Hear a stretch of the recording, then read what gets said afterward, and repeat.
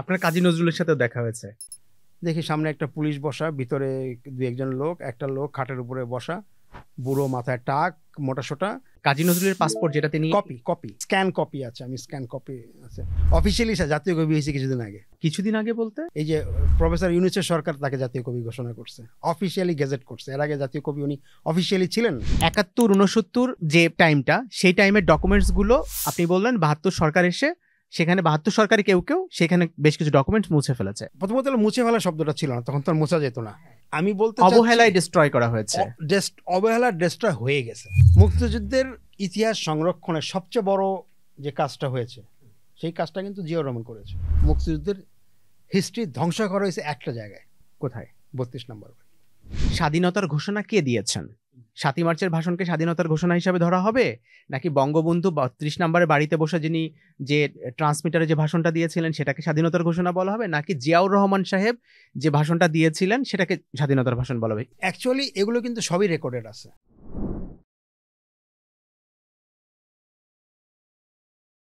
একটা জাতির জন্য আর্কাইভিং যে কত গুরুত্বপূর্ণ বিষয়, একটা আর্কাইভ যে একটা জাতিকে কোথা থেকে কোথায় নিয়ে যেতে পারে তার অনেক উদাহরণ পৃথিবীব্যাপী আছে। বাংলাদেশের এক্স্যাক্টলি আর্কাইভের কি সিচুয়েশন সেটা নিয়ে আজকে আমরা কথা বলার জন্য আমাদের স্টুডিওতে ডেকেছি খুবই গুরুত্বপূর্ণ একজন ব্যক্তি, যিনি একাধারে মাউন্টেইনার, একাধারে ফটোগ্রাফার, সিনেমাটোগ্রাফার, একই সাথে তিনি একজন আর্কাইভিস্ট। এবং তার সাথে আজকে আমরা পুরো সময় জুড়ে কথা বলবো যে কেন এই দেশের আর্কাইভে গুরুত্ব রয়েছে এবং আর্কাইভ আমরা কিভাবে করবো আর কি। বাবু ভাই, আপনার উপর রিসার্চ করতে গিয়ে আমাকে আসলে অনেক বেগ পাইতে হয়েছে। সেই বেগের মধ্যে একটা বিষয় হচ্ছে যে আপনার এরিয়াতে এত ভাস্ট, আপনি ফটোগ্রাফার, আপনি ভিডিওগ্রাফার, আপনি ফিল্ম অ্যানালিস্ট, ফিল্ম মেকার, একই সাথে আপনি মাউন্টেইনার, আপনি সংগ্রাহক হিসাবে কাজ করছেন, আর্কাইভিস্ট হিসাবে কাজ করছেন, তো অনেক ভাস্ট এরিয়া নিয়ে কাজ করছেন। এবং মজার ব্যাপার হচ্ছে আপনি ঠিক কারোর মতো মানে অন্যরা যেরকম ফ্লাশি ভাবে একটা জায়গায় জাস্ট একটু করে চলে গেলাম এরকম না, আপনি যেখানে করছেন সেখানে এক মোটামুটি ফুটপ্রিন্ট রেখে গেছেন। সো কোনো একটা নিয়ে কথা বলতে গেলে অনেক বড় এপিসোড হয়ে যাবে আর কি। সো আমি উচিত হলো যে কোনো একটা নিয়ে কথা বলা আর কি উচিত। তো আমরা আসলে চেষ্টা করব দুইটা জায়গা নিয়ে কথা বলতে আর কি। মোস্টলি আপনার আর্কাইভিস্ট যে ক্যারেক্টারটা এটা নিয়ে কথা বলবো, আরেকটা জায়গা নিয়ে কথা বলবো আমরা, সেটা হচ্ছে আপনার মাউন্টেইনার যে জায়গাটা, ওই জায়গায় মাউন্টেনিং নিয়ে কথা বলবো আর কি। এবং আমি চেষ্টা করব দুইটা জায়গাতে যারা শুনবেন, আমার অডিয়েন্স যারা শুনবেন, তাদেরকে যেন ভ্যালু অ্যাড করা যায় আর কি। এক্স্যাক্টলি। সো আপনি আপনার বক্তব্যের মধ্যে থেকে ওই ভ্যালু অ্যাডিং জায়গাটা যদি এনশিওর করতে পারেন আমার অডিয়েন্সের জন্য, আমার audience will be very grateful to you and me also. তো আমরা আমার প্রথম যে জায়গাটা জানার খুব ইচ্ছা সেটা হচ্ছে যে আপনি একই সাথে আপনি শুরু করেছিলেন এফডিসির সাথে কাজ, মানে এফডিসির ঘরানার সিনেমাগুলোর সাথে কাজ করা শুরু করেছিলেন, এবং পরবর্তী সময় হচ্ছে আপনি ধীরে ধীরে এফডিসি থেকে বের হয়ে এসে এফডিসির বাইরের ঘরানা যে সিনেমা সেগুলোতেও কাজ করেছেন, বা সেই সংগঠনগুলোর সাথে আপনি কাজ করেছেন, শর্ট ফিল্ম ফোরাম, আর ঢাকা সিনে ক্লাব, আরও যা যা ছিল আশপাশে, আপনি এগুলো নিয়ে অল্টারনেটিভ ফিল্ম মুভমেন্টের সাথে আপনি একটা সক্রিয় মানুষ হিসাবে কাজ করেছেন আর কি। সো আমার এক্স্যাক্টলি জানার আগ্রহ যে জায়গাটা সেটা হচ্ছে যে এই যে ধরেন একই দেশে দুইটা ঘরানা স্টাবলিশড হয়েছে, দুইটাই যথেষ্ট শক্তিশালী ঘরানা, এদের দূরত্বও প্রচুর, একই শহরের মধ্যে দুটো ঘরানা কিন্তু তাদের মধ্যে প্রচুর দূরত্ব তৈরি হয়েছে। এই দূরত্বটা আসলে শুরু হয়েছিল কিভাবে, মানে এক্স্যাক্টলি তাদের কনফ্লিক্টের জায়গা কোথায়? আমি কি ওইটা বলবো না, আসলে শুরু থেকেই বলবো। শুরু থেকে যদি আমি এইভাবে বলি যে আসলে কথাটা ভুল যে আমি মানে আগে এফডিসি ঘরানায় তারপরে ওইটাতে গিয়েছি, ধীরে ধীরে এই কথাগুলো বল। আসলে আমার ব্যাপারটা হলো আমি মানে আমার কোনো ফিক্সড গোল ছিল না, আচ্ছা, কখনোই। হ্যাঁ, I just enjoy my life, এইরকম একটা আমি মানে ইয়েতে চাচ্ছিলাম, কাজ করতেছিলাম। তো আমার মামা ছিল ফটোগ্রাফার, তো মামার অনেক গল্প শুনতাম, উনি কাদিরে বাহিনীতে ছিল, তো উনি কিছু ছবি টবি আমাকে দেখাতো। তো উনার ওই মামার কাছ থেকে আমি আসলে প্রেরণাটা পাই। এরপরে আমি মনে হলো যে আমি পড়াশোনায় ঠিক ভালো ছিলাম না, মানে জেনারেল পড়াশোনা শেষ করেছি কিন্তু ভালো ছিলাম না, এটা পছন্দ হতো না। যেমন আমি এটা কখনকার সময়, এটা আসলে আমার স্কুলের পরে, জাস্ট স্কুলটা মোটামুটি শেষ করলাম, ম্যাট্রিকুলেশনের পরে, ম্যাট্রিকুলেশন, হ্যাঁ তখন এসএসসি বলতো, সেকেন্ডারি এডুকেশন। তো এরপরে আমি মানে যাতে ওই ম্যাট্রিক পরীক্ষার পর আমি ঢাকার লাইব্রেরিগুলোতে যাওয়া শুরু করলাম। ওই যে 3 মাস মানুষ ঘুরতে যায়, বেড়াতে যায়, আমি একটু বান্দরবন গেলাম, চিটাগং গেলাম, কক্সবাজার গেলাম, আমার খালার বাড়ি ছিল এখানে। ওইটা 7-10-12 দিন ঘুরে আসার পরে ঢাকায় বাসায় চলে আসার পরে আমি আসলে লাইব্রেরিতে যাওয়া শুরু করলাম। তো আমার বই পড়তে পড়তে এত ভালো লাগলো। তখন তার আগে আমাদের স্কুলে পুরস্কার হিসেবে কিন্তু অনেক বিখ্যাত বিখ্যাত বই দিত। হ্যাঁ, যে গল্পের শেষ নেই, একটা খুব চমৎকার বই আছে, এটা আমি ক্লাস 5 না 6 থাকার পড়েছিল। তো এরপরে ওই পড়াশোনাটা চাপ করে ঢাকার লাইব্রেরিগুলো, বিশেষ করে এখন যে এখানে ওই যে গুলিস্তানের যে মাজারটা আছে ওইখানে একটা মসজিদ আছে, ওই মসজিদের এখানে একটা ঢাকার মহানগর পাঠাগার ছিল জাতীয় গ্রন্থকেন্দ্রের আন্ডারে। ওইটা একটা পুরনো দোতলা বিল্ডিং ছিল ব্রিটিশ আমলের, এখন ওটা ভেঙে ফেলছে। ওইটাতে আমি পড়াশোনা, এবং আমি আরজ আলী মাতব্বর পড়েছি আরজ আলী মাতব্বর বেঁচে থাকা অবস্থায়। আচ্ছা, হ্যাঁ, দেখা হয়েছে আপনার সাথে? তার সঙ্গে একবার আমি দূরের থেকে দেখছি, আমি I don't have any chance to talk with him. আমার সঙ্গে ওইরকম অনেক বিখ্যাত লোকের দেখা হয়েছে, যেমন পচাবদি গাজীর সঙ্গে দেখা হয়েছে। এই দুজনের কথা বললাম, দুজনের চেহারা একদম অলমোস্ট কাছাকাছি মিল ছিল, দেখে মনে হয় না এই লোকটা এরকম। আপনার কাজী নজরুলের সাথে দেখা হয়েছে? সেটা অবশ্য অন্য ঘটনা। হ্যাঁ, শুনবো আমরা এটা, আমরা এই আলাপটা শেষ করি। সেটা আচ্ছা বলেই দেই। আমার দুই ভাই, আমার ডাক নাম হলো বিপ্লব অ্যাকচুয়ালি, কিন্তু এই নামটা কেউ ডাকে না, আমার নাম বাবু সবাই ডাকে। তো বিপ্লব মানে হলো 69-এর মুভমেন্টের ওই বিপ্লবটা। আর আমার ছোট ভাইয়ের নাম হলো আজাদ। হ্যাঁ, আজাদ মানে হলো স্বাধীনতা, 1971-এর স্বাধীনতা। ওর জন্ম জাস্ট দেশ স্বাধীনের পরপর। তো এরপরে আমার দুই বোন, টুইন, ওই দুই বোন হয় 76-এ। তো ওই দুই বোন যখন হয় তখন আমার মা, মানে when she is carrying, তো তখন তার টেস্ট করার জন্য পিজিতে যেতে হতো। কিন্তু তারা হয়েছে কিন্তু আজিমপুরে ম্যাটারনিটি বলে একটা ক্লিনিক ছিল, এবং আমার ধারণা পুরো ঢাকা শহরে সবাই ওইখানেই হয়েছে যাদের হসপিটাল, কারণ ওইটা একটাই হসপিটাল ছিল, দোতলা তিনতলা একটা বিল, এখনো আছে। তখন আমার বাবা চাকরি করতো না, মানে আমার বাবা এর আগে পিজিতে চাকরি করতো, তার চাকরিটা, সরকারি চাকরিটা চলে গেছিল। ওইটার সঙ্গে আবার রাজনীতির একটা ব্যাপার আছে। আপনাদের বাড়িতে তৎকালীন সময়ের অনেক বামপন্থীরা যাতায়াত ছিল, লুকিয়েছিল, এই অভিযোগে আপনার বাবার চাকরি গিয়েছিল। ঘটনাটা সত্য, একজনকে ওখান থেকে অ্যারেস্ট করে মেরে ফেলা হয়। তারপর আমার বাবার চাকরি চলে যায়। তারপরে দুর্ভিক্ষ শুরু হয় 74-এর। এইটা কোন পিরিয়ডের কথা বলছেন, এই যে চাকরি চলে যাওয়াটা? 74-এ বঙ্গবন্ধু তখন বেঁচে আছেন আর কি? হ্যাঁ, আওয়ামী লীগের সময়, মানে ওই যে রক্ষী বাহিনী, তারপরে এইসব, মানে তাদেরই দোষারোপ হয়।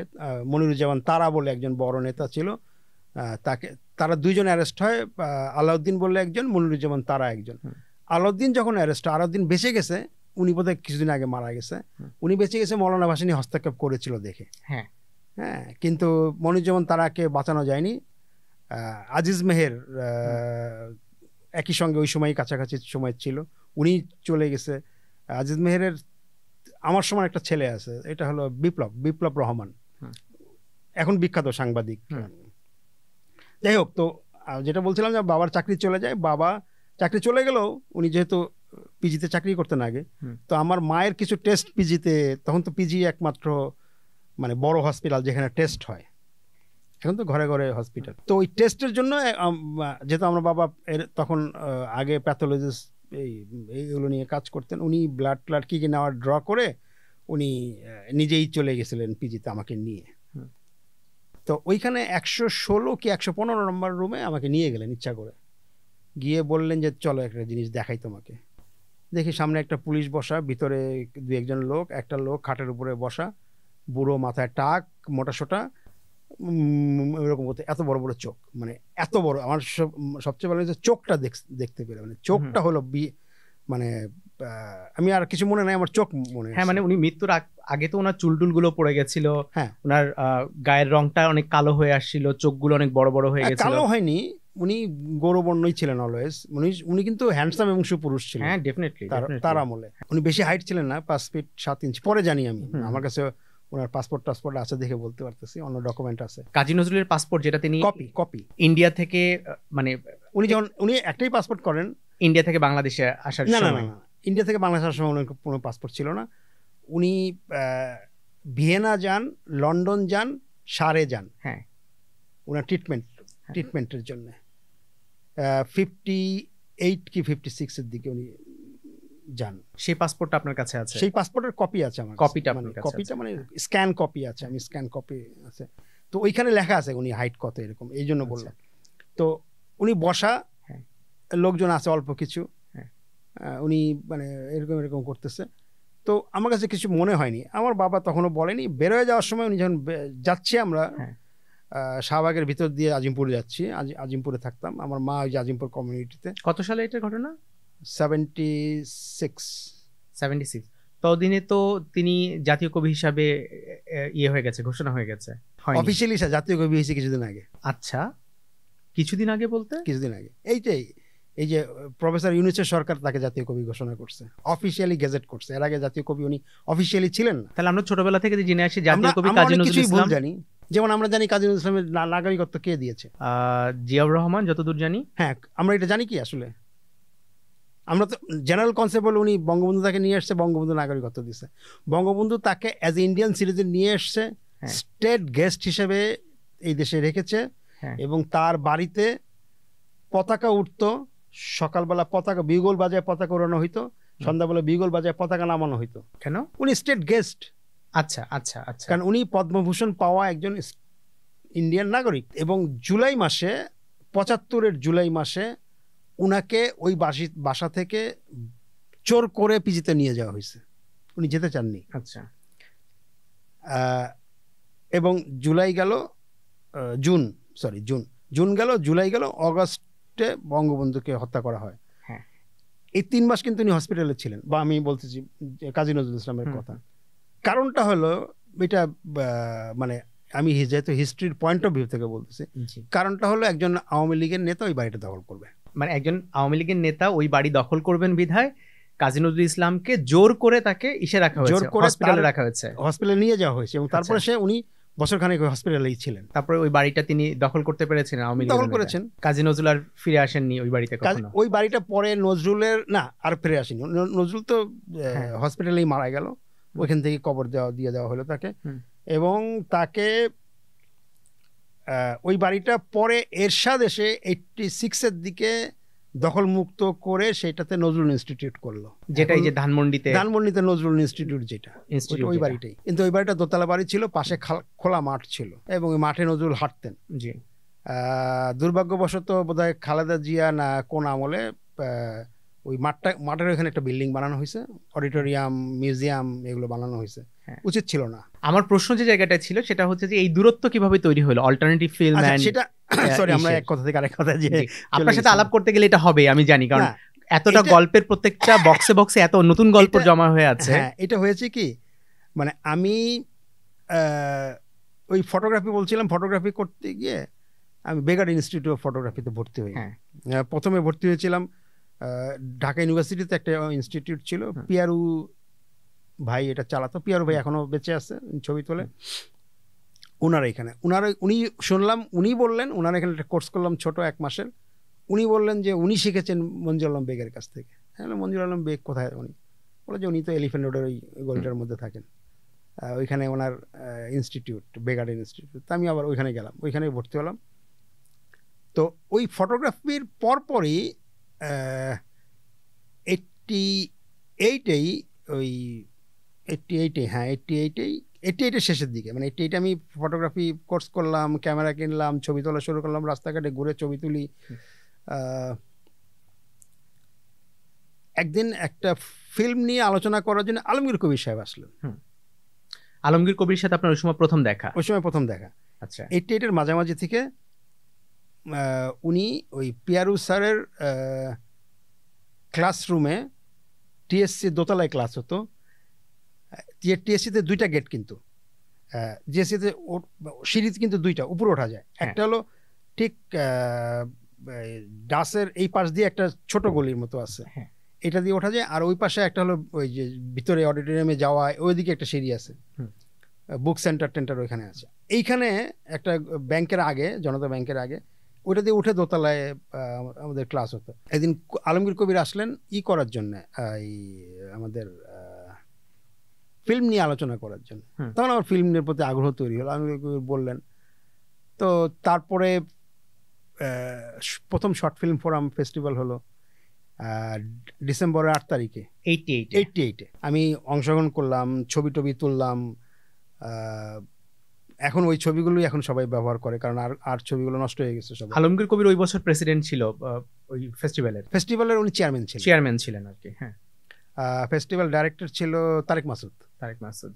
ওগুলোর কাগজপত্র আছে আমার কাছে, আমি যেটা পেতাম রেখে দিতাম। হ্যাঁ, তো ওটার পরে ফিল্ম পড়বে আগ্রহ হলো। আমি 89-এ আমি ফিল্মে জয়েন করলাম। ফিল্মে জয়েন করার খুব মজার কাহিনী হলো, আমার গ্রামের বাড়ি সিরাজগঞ্জ, আমার জন্ম সিরাজগঞ্জে। সিরাজগঞ্জের ফিল্মের 30% লোক সিরাজগঞ্জের তখন, এখনো। আচ্ছা, তখন তো মানে ইবনে বিজান, হ্যাঁ, মানে বিশাল ফিগার। হ্যাঁ, উনিও ফিল্মে, আফজাল চৌধুরী প্রথম প্রজন্মের সিনেমাটোগ্রাফার, উনিও সিরাজগঞ্জের। আমিনুল ইসলাম মিন্টু সিরাজগঞ্জের, অরুণ রায় সিরাজগঞ্জের, আব্দুল লতিফ বাচ্চু সিরাজগঞ্জের, দেওয়ান নজরুল সিরাজগঞ্জের, আবহিনা বাবলু সিরাজগঞ্জের, জোসেফ শতাব্দী সিরাজগঞ্জের, হ্যাঁ, আলম খান সিরাজগঞ্জে জন্ম। এরকম প্রচুর আছে। তো দেওয়ান নজরুল আমার বাবার খুব ঘনিষ্ঠ বন্ধু ছিল। এবং দেওয়ান নজরুল তার স্ট্রাগল পিরিয়ডে প্রায় বছর 3 উনি বেঁচে আছেন এখনো, বছর 3 উনি আমাদের বাসায় থাকতেন, আমাদের সঙ্গে থাকতেন। এবং আমি যে টেবিলে পড়তাম, আমি তখন মাত্র পড়াশোনা মানে করতেছি, স্কুলে ভর্তি হচ্ছি, আমার ছোট ভাই স্কুলে ভর্তি হচ্ছে। টেবিলের এই পাশে আমি পড়তাম, ওই পাশে দেওয়ান নজরুল বসে বসে লিখতেন। এবং অনেক বিখ্যাত গান, চুমকি চলেছে একা পথে, পাখির বাসার মতো দুটি চোখ। চুমকি চলেছে একটু পরের গান, কিন্তু পাখির বাসার মতো দুটি চোখ। তারপরে ওই যে আরেকটা গান হলো এক মুঠো ভাতের,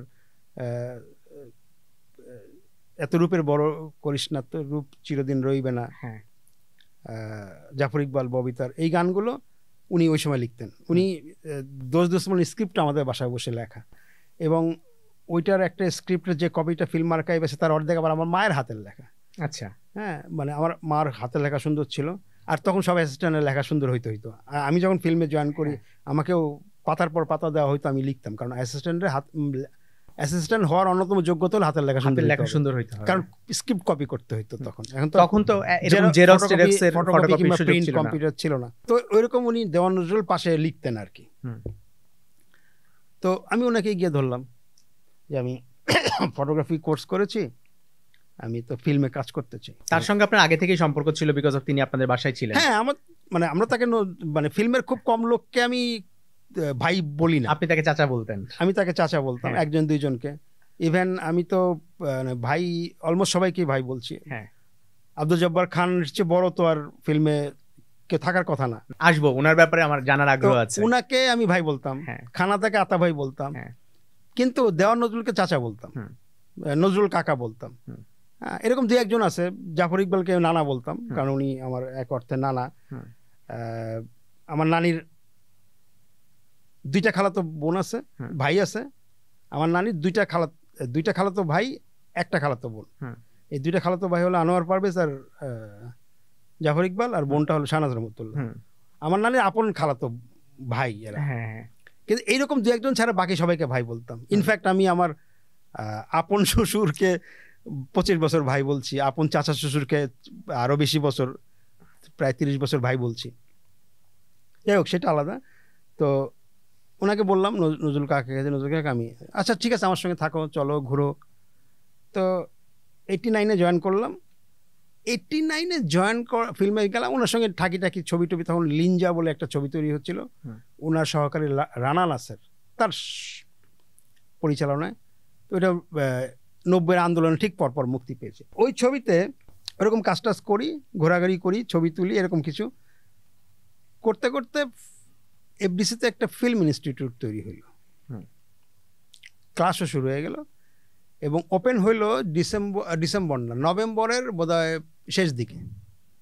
এরশাদ পদত্যাগ করলো 90-এর 4 তারিখে সে ঘোষণা দিল সে পদত্যাগ করবে, 6 তারিখে সে পদত্যাগ করলো এরশাদ। আর এরশাদের পদত্যাগের মাসখানেক আগেই আমাদের ইনস্টিটিউটটা চালু হয়ে গেল। এবং ওপেন করেছিলেন তৎকালীন তথ্যমন্ত্রী যে ছিল, আনোয়ার জাহিদ বোধহয় এরশাদের তথ্যমন্ত্রী ছিল। তো ক্লাসও শুরু হয়ে গেল, আমি ওই ইনস্টিটিউটে ভর্তি হলাম, এবং সৌভাগ্যবশত আমি ফার্স্ট হইলাম। ওইটাতে 6 মাসের কোর্স ছিল। অবশ্য পরীক্ষা টরীক্ষা হয় নাই, অন্য একটা উপায়ে হয়েছে। তো ওই ইনস্টিটিউটে আসলে আমাদের ক্লাস নিতে আসলো সৈয়দ শামসুল হক, মমতাজউদ্দিন আহমেদ, সৈয়দ মঞ্জুরুল ইসলাম চৌধুরী, খানাতুর রহমান, আফজল চৌধুরী, এই ধরনের লোকেরা। তো অ্যাকচুয়ালি ওই মানে বিকল্প ধারা যেটাকে বলবো কিংবা অন্যটা, ওইটাতে ওই বীজটা আসলে 90 সালেই আমার মধ্যে ঢুকে গেল। আমার প্রশ্নটা ছিল এক্স্যাক্টলি এই দুইটা ধারার দ্বন্দ্ব শুরু হইলো কোন পয়েন্ট থেকে? আপনি যেহেতু আর্কাইভিস্ট, আপনি হয়তো বলতে পারবেন যে এক্স্যাক্টলি দ্বন্দ্বটা শুরু হয়েছে কোন জায়গা থেকে। আসলে কিন্তু কোনো দ্বন্দ্ব নাই। আসলে কি কোনো দ্বন্দ্ব নাই? না, দ্বন্দ্বটা কিরকম আমি বলি। এই বিকল্প ধারা কিংবা আমরা অল্টারনেটিভ মুভমেন্ট কিংবা ইন্ডিপেন্ডেন্ট ফিল্ম মেকিং, এই ধারাটার ফাউন্ডার কে? আলমগীর কবির। আলমগীর কবির, অবশ্যই। আলমগীর কবির তো এফডিসির বাইরে কোনো ছবি বানায় নাই। আচ্ছা, কিন্তু মানে বেসিক্যালি আমি যেটা বোঝার চেষ্টা করছি সেটা হচ্ছে যে ধরেন এফডিসিতে যারা কাজ করেন তারা এই অল্টারনেটিভ ধারা যারা সিনেমা বানান তাদের সিনেমাকে সিনেমা বলে স্বীকৃতি দিতে ইচ্ছুক নয়। একই রকমভাবে যারা অল্টারনেটিভ সিনেমা বানান, আমি কারো নাম নিচ্ছি না, তারা আবার এফডিসিতে যে কমার্শিয়াল সিনেমা হয়, মাসালা সিনেমা, কমার্শিয়াল সিনেমা বা বিজনেস সিনেমা যেটাই বলি, বা সেকেন্ড সিনেমা যেভাবে, সরি ফার্স্ট সিনেমা যেগুলোই বলি না কেন, তো এই সিনেমাগুলোকে আসলে সেই মূল্যায়নের জায়গায় রাখতে রাজি না যে এই সিনেমাগুলো আসলে কোনো সিনেমা না। এই যে ধরেন মনস্তাত্ত্বিক বা দার্শনিক একটা দ্বন্দ্ব তৈরি হয়েছে দুইটা শ্রেণীর মধ্যে, এইটার শুরুটা কোথায় হয়েছে? অ্যাকচুয়ালি এটা শুরুটা হলো অনেক পরে, আলমগীর কবির চলে যাওয়ার পরে। আমি ঘটনাটা বলি। জি। আমাদের দেশে ফিল্ম সোসাইটি প্রথম করেছে কারা? শর্ট ফিল্ম ফিল্ম সোসাইটি, না শর্ট ফিল্ম ফ্রম তো 86 এর। আচ্ছা। ফিল্ম সোসাইটির সবচেয়ে জনপ্রিয় ধারাটা, সবচেয়ে জনপ্রিয় ফিল্ম সোসাইটিতে তৈরি হয়েছে 63-তে। হ্যাঁ, 24শে অক্টোবর 1963। খসরুভাই টসরুভাই এরা যারা ছিল, কিন্তু তার আগে ফিল্ম সোসাইটি হয়েছিল এই দেশে। আচ্ছা, 61 এবং 62তে ফিল্ম সোসাইটি হয়েছিল। এটা জহির রায়হান থেকে শুরু করে, সালাউদ্দিন থেকে শুরু করে, কাজী জহির, খানাতে এরা জড়িত ছিল। মানে ফিল্ম সোসাইটি, ফিল্ম ক্লাব যে একটা চর্চার জায়গা হবে, ফিল্ম নিয়ে যে একটা চর্চা করা যায়, এই চর্চাটা, এই কাজটা করেছে কিন্তু ফিল্মের লোকেরাই, কিন্তু তারা কন্টিনিউ করেনি। আর মনে রাখতে হবে যে 60s এর দিকে সব ছবি এখন যদি আমরা তৈরি করি কিংবা ওই ছবিগুলো দেখি, আমরা কোনো ছবিকেই কিন্তু মাসালা, ফাস্ট কমার্শিয়াল এগুলো বলবো না। ওখানকার ছবিগুলো সবগুলোই এখনকার ইভেন অনেক ইন্ডিপেন্ডেন্ট অল্টারনেটিভ ফিল্মের তুলনায় আরও বেশি আর্টিস্টিক। হ্যাঁ, তো দ্বন্দ্বটা আসলে ছিল না। হ্যাঁ, এবং আমরা যদি বাংলাদেশ ফিল্ম সোসাইটি 71-এর আগে বাংলাদেশ ফিল্ম সোসাইটি সবচেয়ে বেশি, মানে পাকিস্তান ফিল্ম সোসাইটি যেটা, ওয়াহিদুল হক, মোহাম্মদ খসরু, মাহবুব জামিল, এরা যারা অর্গানাইজ করত, কবির চৌধুরী, জয়নুল আবেদিন, পেইন্টার জয়নুল আবেদিন, কামরুল হাসান, এরা জড়িত ছিল এইসব। এই যে ফিল্ম সোসাইটির মুভমেন্টে যারা ছিল, ওইসব ফিল্ম সোসাইটির যত আছে, এই যে কি বলে সেমিনারগুলো হইতো, অনুষ্ঠানগুলো হইতো, এগুলো গেস্ট থাকতো কারা, সেমিনারে পেপার পড়তো কারা? এই মেইন স্ট্রিমের লোকজন। খানাতা পড়তো, জহির রায়হান পড়তো, আবার কবি মনির চৌধুরী পড়তেছে, কাশিম চিস্তি পুরো একদিনের সেমিনারের কথা বলতেছে, মানে সেমিনার পরিচালনা কাশিম চিস্তি, টোটালি এফডিসির মানে ল্যাবের ঘরের বসাটা লোক, সেই লোকটা। তারপরে আব্দুল সামাদ, তারপরে সৈয়দ শামসুল হক, এরা তো প্যারালালি এই জিনিসগুলো করতো। সুভাষ দত্ত, না আমি গোলাম মুস্তাফা, বুঝতে পেরেছি। আমি বলতেছি যে ফিল্ম সোসাইটি হওয়া থেকে শুরু করে আলমগীর কবির পর্যন্ত, আলমগীর কবিরের মারা যাওয়া পর্যন্ত কিন্তু অলমোস্ট প্যারালালি ছিল। প্রবলেম একটা জায়গায় হয়েছে। শুরুটা কোন জায়গায় হয়েছে? প্রথম কথা হলো ফিল্ম সোসাইটি হলো বিদেশি ছবি দেখাইতো, বাইরের ছবি। ফিল্ম সোসাইটি মানুষ জয়েন করতো 71-এর পরে, জয়েন করতো ইন্ডিয়ান ছবি দেখার জন্য, ইন্ডিয়ান ছবি, স্পেশালি ইন্ডিয়ান ছবি দেখার জন্য। কারণ বিদেশি হলিউডের ছবি কিংবা জার্মান ছবি কিংবা ব্রিটিশ ছবি তখন কিন্তু হলেই চলতো। হ্যাঁ, কারণ আমি হলে অলমোস্ট সব বিখ্যাত ছবি হলে দেখেছি। শুধু ওই যে লা দলচে ভিটা, তারপরে লা নত্তে, হ্যাঁ, এইসব ছবি, ফ্রেঞ্চ সিনেমা, এইসব ছবি হলে চলে নাই। কিন্তু বাইসাইকেল থিপ তো আমি হলে, সিনেমা হলে কমার্শিয়ালি দেখেছি, টু ওমেন কমার্শিয়ালি দেখেছি। বাইসাইকেল থিপ যখন রিলিজ হয়েছে তখন কমার্শিয়ালি বাংলাদেশে তখন না, বাইসাইকেল তো অনেক আগে সিনেমা, হ্যাঁ সরি, কিন্তু আমি হলে দেখেছি, মানে হলে চলেছে এইসব ছবি। আচ্ছা, যেমন নাজ সিনেমাটা শুধুমাত্র বিদেশি ছবি চলতো, ইংরেজি ছবি চলতো। আচ্ছা, গুলিস্তানের পাশে একটা হল ছিল, গুলিস্তানের বিল্ডিং যে হল ছিল, গুলিস্তানের হল, তার সঙ্গেই হলটা ছিল, শুধু বিদেশি ছবি চলতো, অন্য কোনো ছবি চলতো না এখানে। এবং বিদেশি ছবি মানে কিন্তু তখন হংকংয়ের ছবি, মার্শাল আর্ট ছবি, হলিউডের মারামারি ছবি আসতো না, এগুলো আসতো। ওকে, তার মানে হলো আমি যেটা বলতে চাচ্ছি সব প্যারালাল ছিল। প্রবলেমটা কোন জায়গায় হলো, মানে অল্টারনেটিভ মুভমেন্টের লোকজন, আলমগীর কবির সহ, উনি ফিল্ম বানানো শুরু করলেন 16 মিলিমিটারে, বিকজ অফ কস্ট কম, হ্যান্ডি কস্ট কম, অ্যাফোর্ডেবল, প্রজেকশন, ফ্রি প্রজেকশন করা যায়। ফ্রি প্রজেকশন বলতে প্রজেকশনের যে সিন্ডিকেট, এটার মধ্যে না ঢুকে করা যায়, হ্যাঁ, ইন্ডিপেন্ডেন্ট প্রজেকশন করা যায়। কারণ 16 মিনিট প্রজেক্টর নিজেই ক্যারি করে নিয়ে একটা পুরো ফিল্ম একটা রোলের মধ্যে ঢুকতে পারে, নিয়ে যাওয়া যায়। এই ফ্যাসিলিটি ততদিনে এফডিসিতে নষ্ট হয়ে গেছে। এফডিসিতেও এই ফ্যাসিলিটি ছিল, 16 করার ফ্যাসিলিটি ছিল, এবং এফডিসিতে 35 থেকে 16 একটা রিডাকশন করা এবং 16 থেকে 35-এ ব্লো আপ করার পুরো সিস্টেমটা ছিল। তো এই সিস্টেমটা এফডিসি দিতে পারতো না তখন। আর তখন এরা মানে তারেক মাসুদ, মোর্শেদুল ইসলাম, তানভীর মোকাম্মেল, এই পুরো গ্রুপটা, খায়রুল বাশার, তারপরে আহমেদ মুস্তফা কামাল, নট আহমেদ মুস্তফা জামাল, তার বড় ভাই আহমেদ মুস্তফা কামাল, তারপরে ইসমাইল হোসেন, দিলদার হোসেন, এরা, হাবিবুর রহমান হাবিব, এরা যেহেতু 16-এর ছবি বানানো শুরু করলেন, 16 আর এফডিসি প্রোভাইড করতে পারছে না, তখন তারা ডিএপির, যেহেতু ডিএপির 16 সবকিছু তখন অ্যাক্টিভ ছিল, তারা ডিএপিতে কাজ করা শুরু করলেন। তখন তাদের মধ্যে এফডিসির থেকে একটু আলাদা হওয়া শুরু হলো। আলমগীর কবিরের সময়ই, কিন্তু আলমগীর কবির 35-এ যত ছবি বানিয়েছে সব কিন্তু এফডিসির ভেতরে, এফডিসি বানিয়েছে।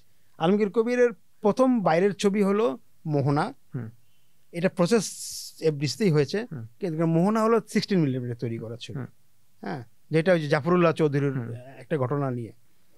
তো এই ছবিটাতে উনি নিজে ক্যামেরাম্যান, নিজে এডিটর, সবকিছু, এই কাজটা উনি করেছেন ডিএফপিতে। তো যার ফলে একটা মানে একটা গ্যাপ তৈরি হলো, টেকনিক্যাল গ্যাপ। এই গ্যাপটাই আস্তে আস্তে দুইটাকে ভাগ করে দিল। আর তখন এফডিসিতে শুরু হলো, এই যে মানে কি বলে এটাকে,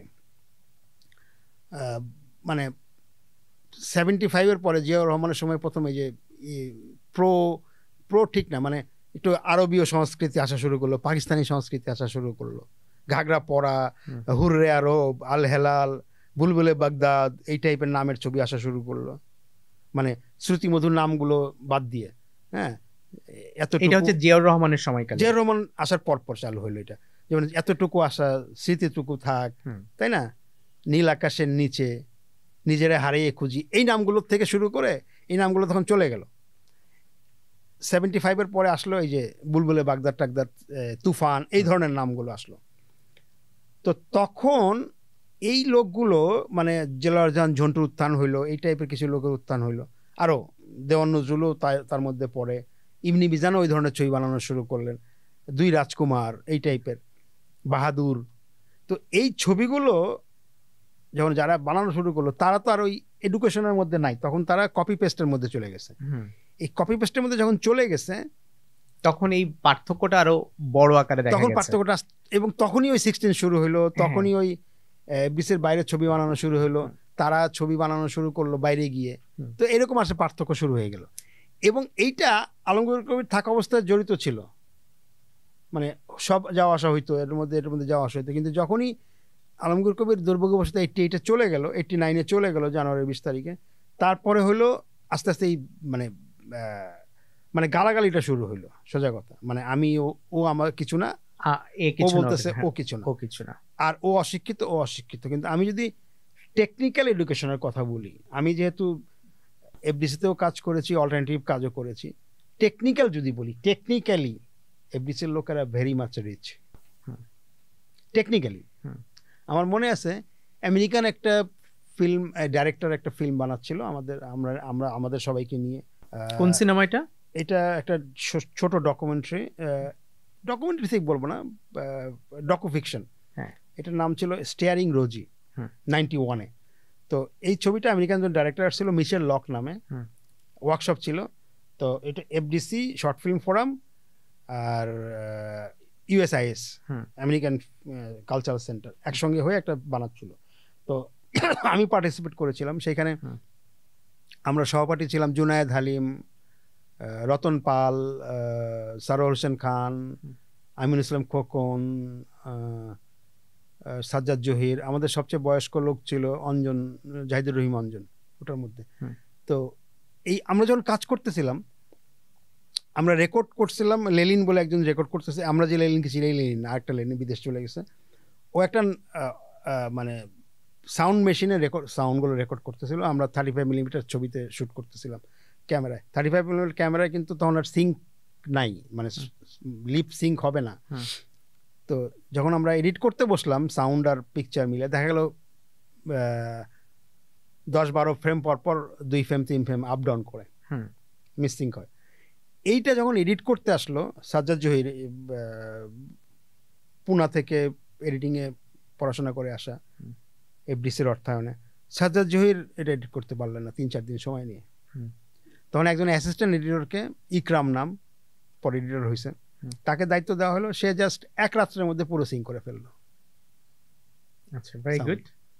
এবং সেখানে মানুষ তো কাটে 1 ফ্রেম করে, উনি হাফ ফ্রেম কোয়ার্টার ফ্রেম কেটে কেটে কেটে কেটে বসায় জিনিসটাকে দাঁড় করে ফেলছে। তারেক মাসুদ না, ওনার নাম হলো তারেক মাহমুদ। উনি একজন ফিল্ম ডাইরেক্টর ছিলেন। সংসার সীমান্তে বলে একজন একটা ছবি করে মারা গেছেন। মুন্না আছে না মিডিয়াতে, মুন্নাই তো। কোন মুন্না বলেন? পুরো নামটা মনে নেই আমার এই মুহূর্তে। আচ্ছা, ঘটনা বলেন। ওর শ্বশুর আর কি, ওই তারেক ভাই।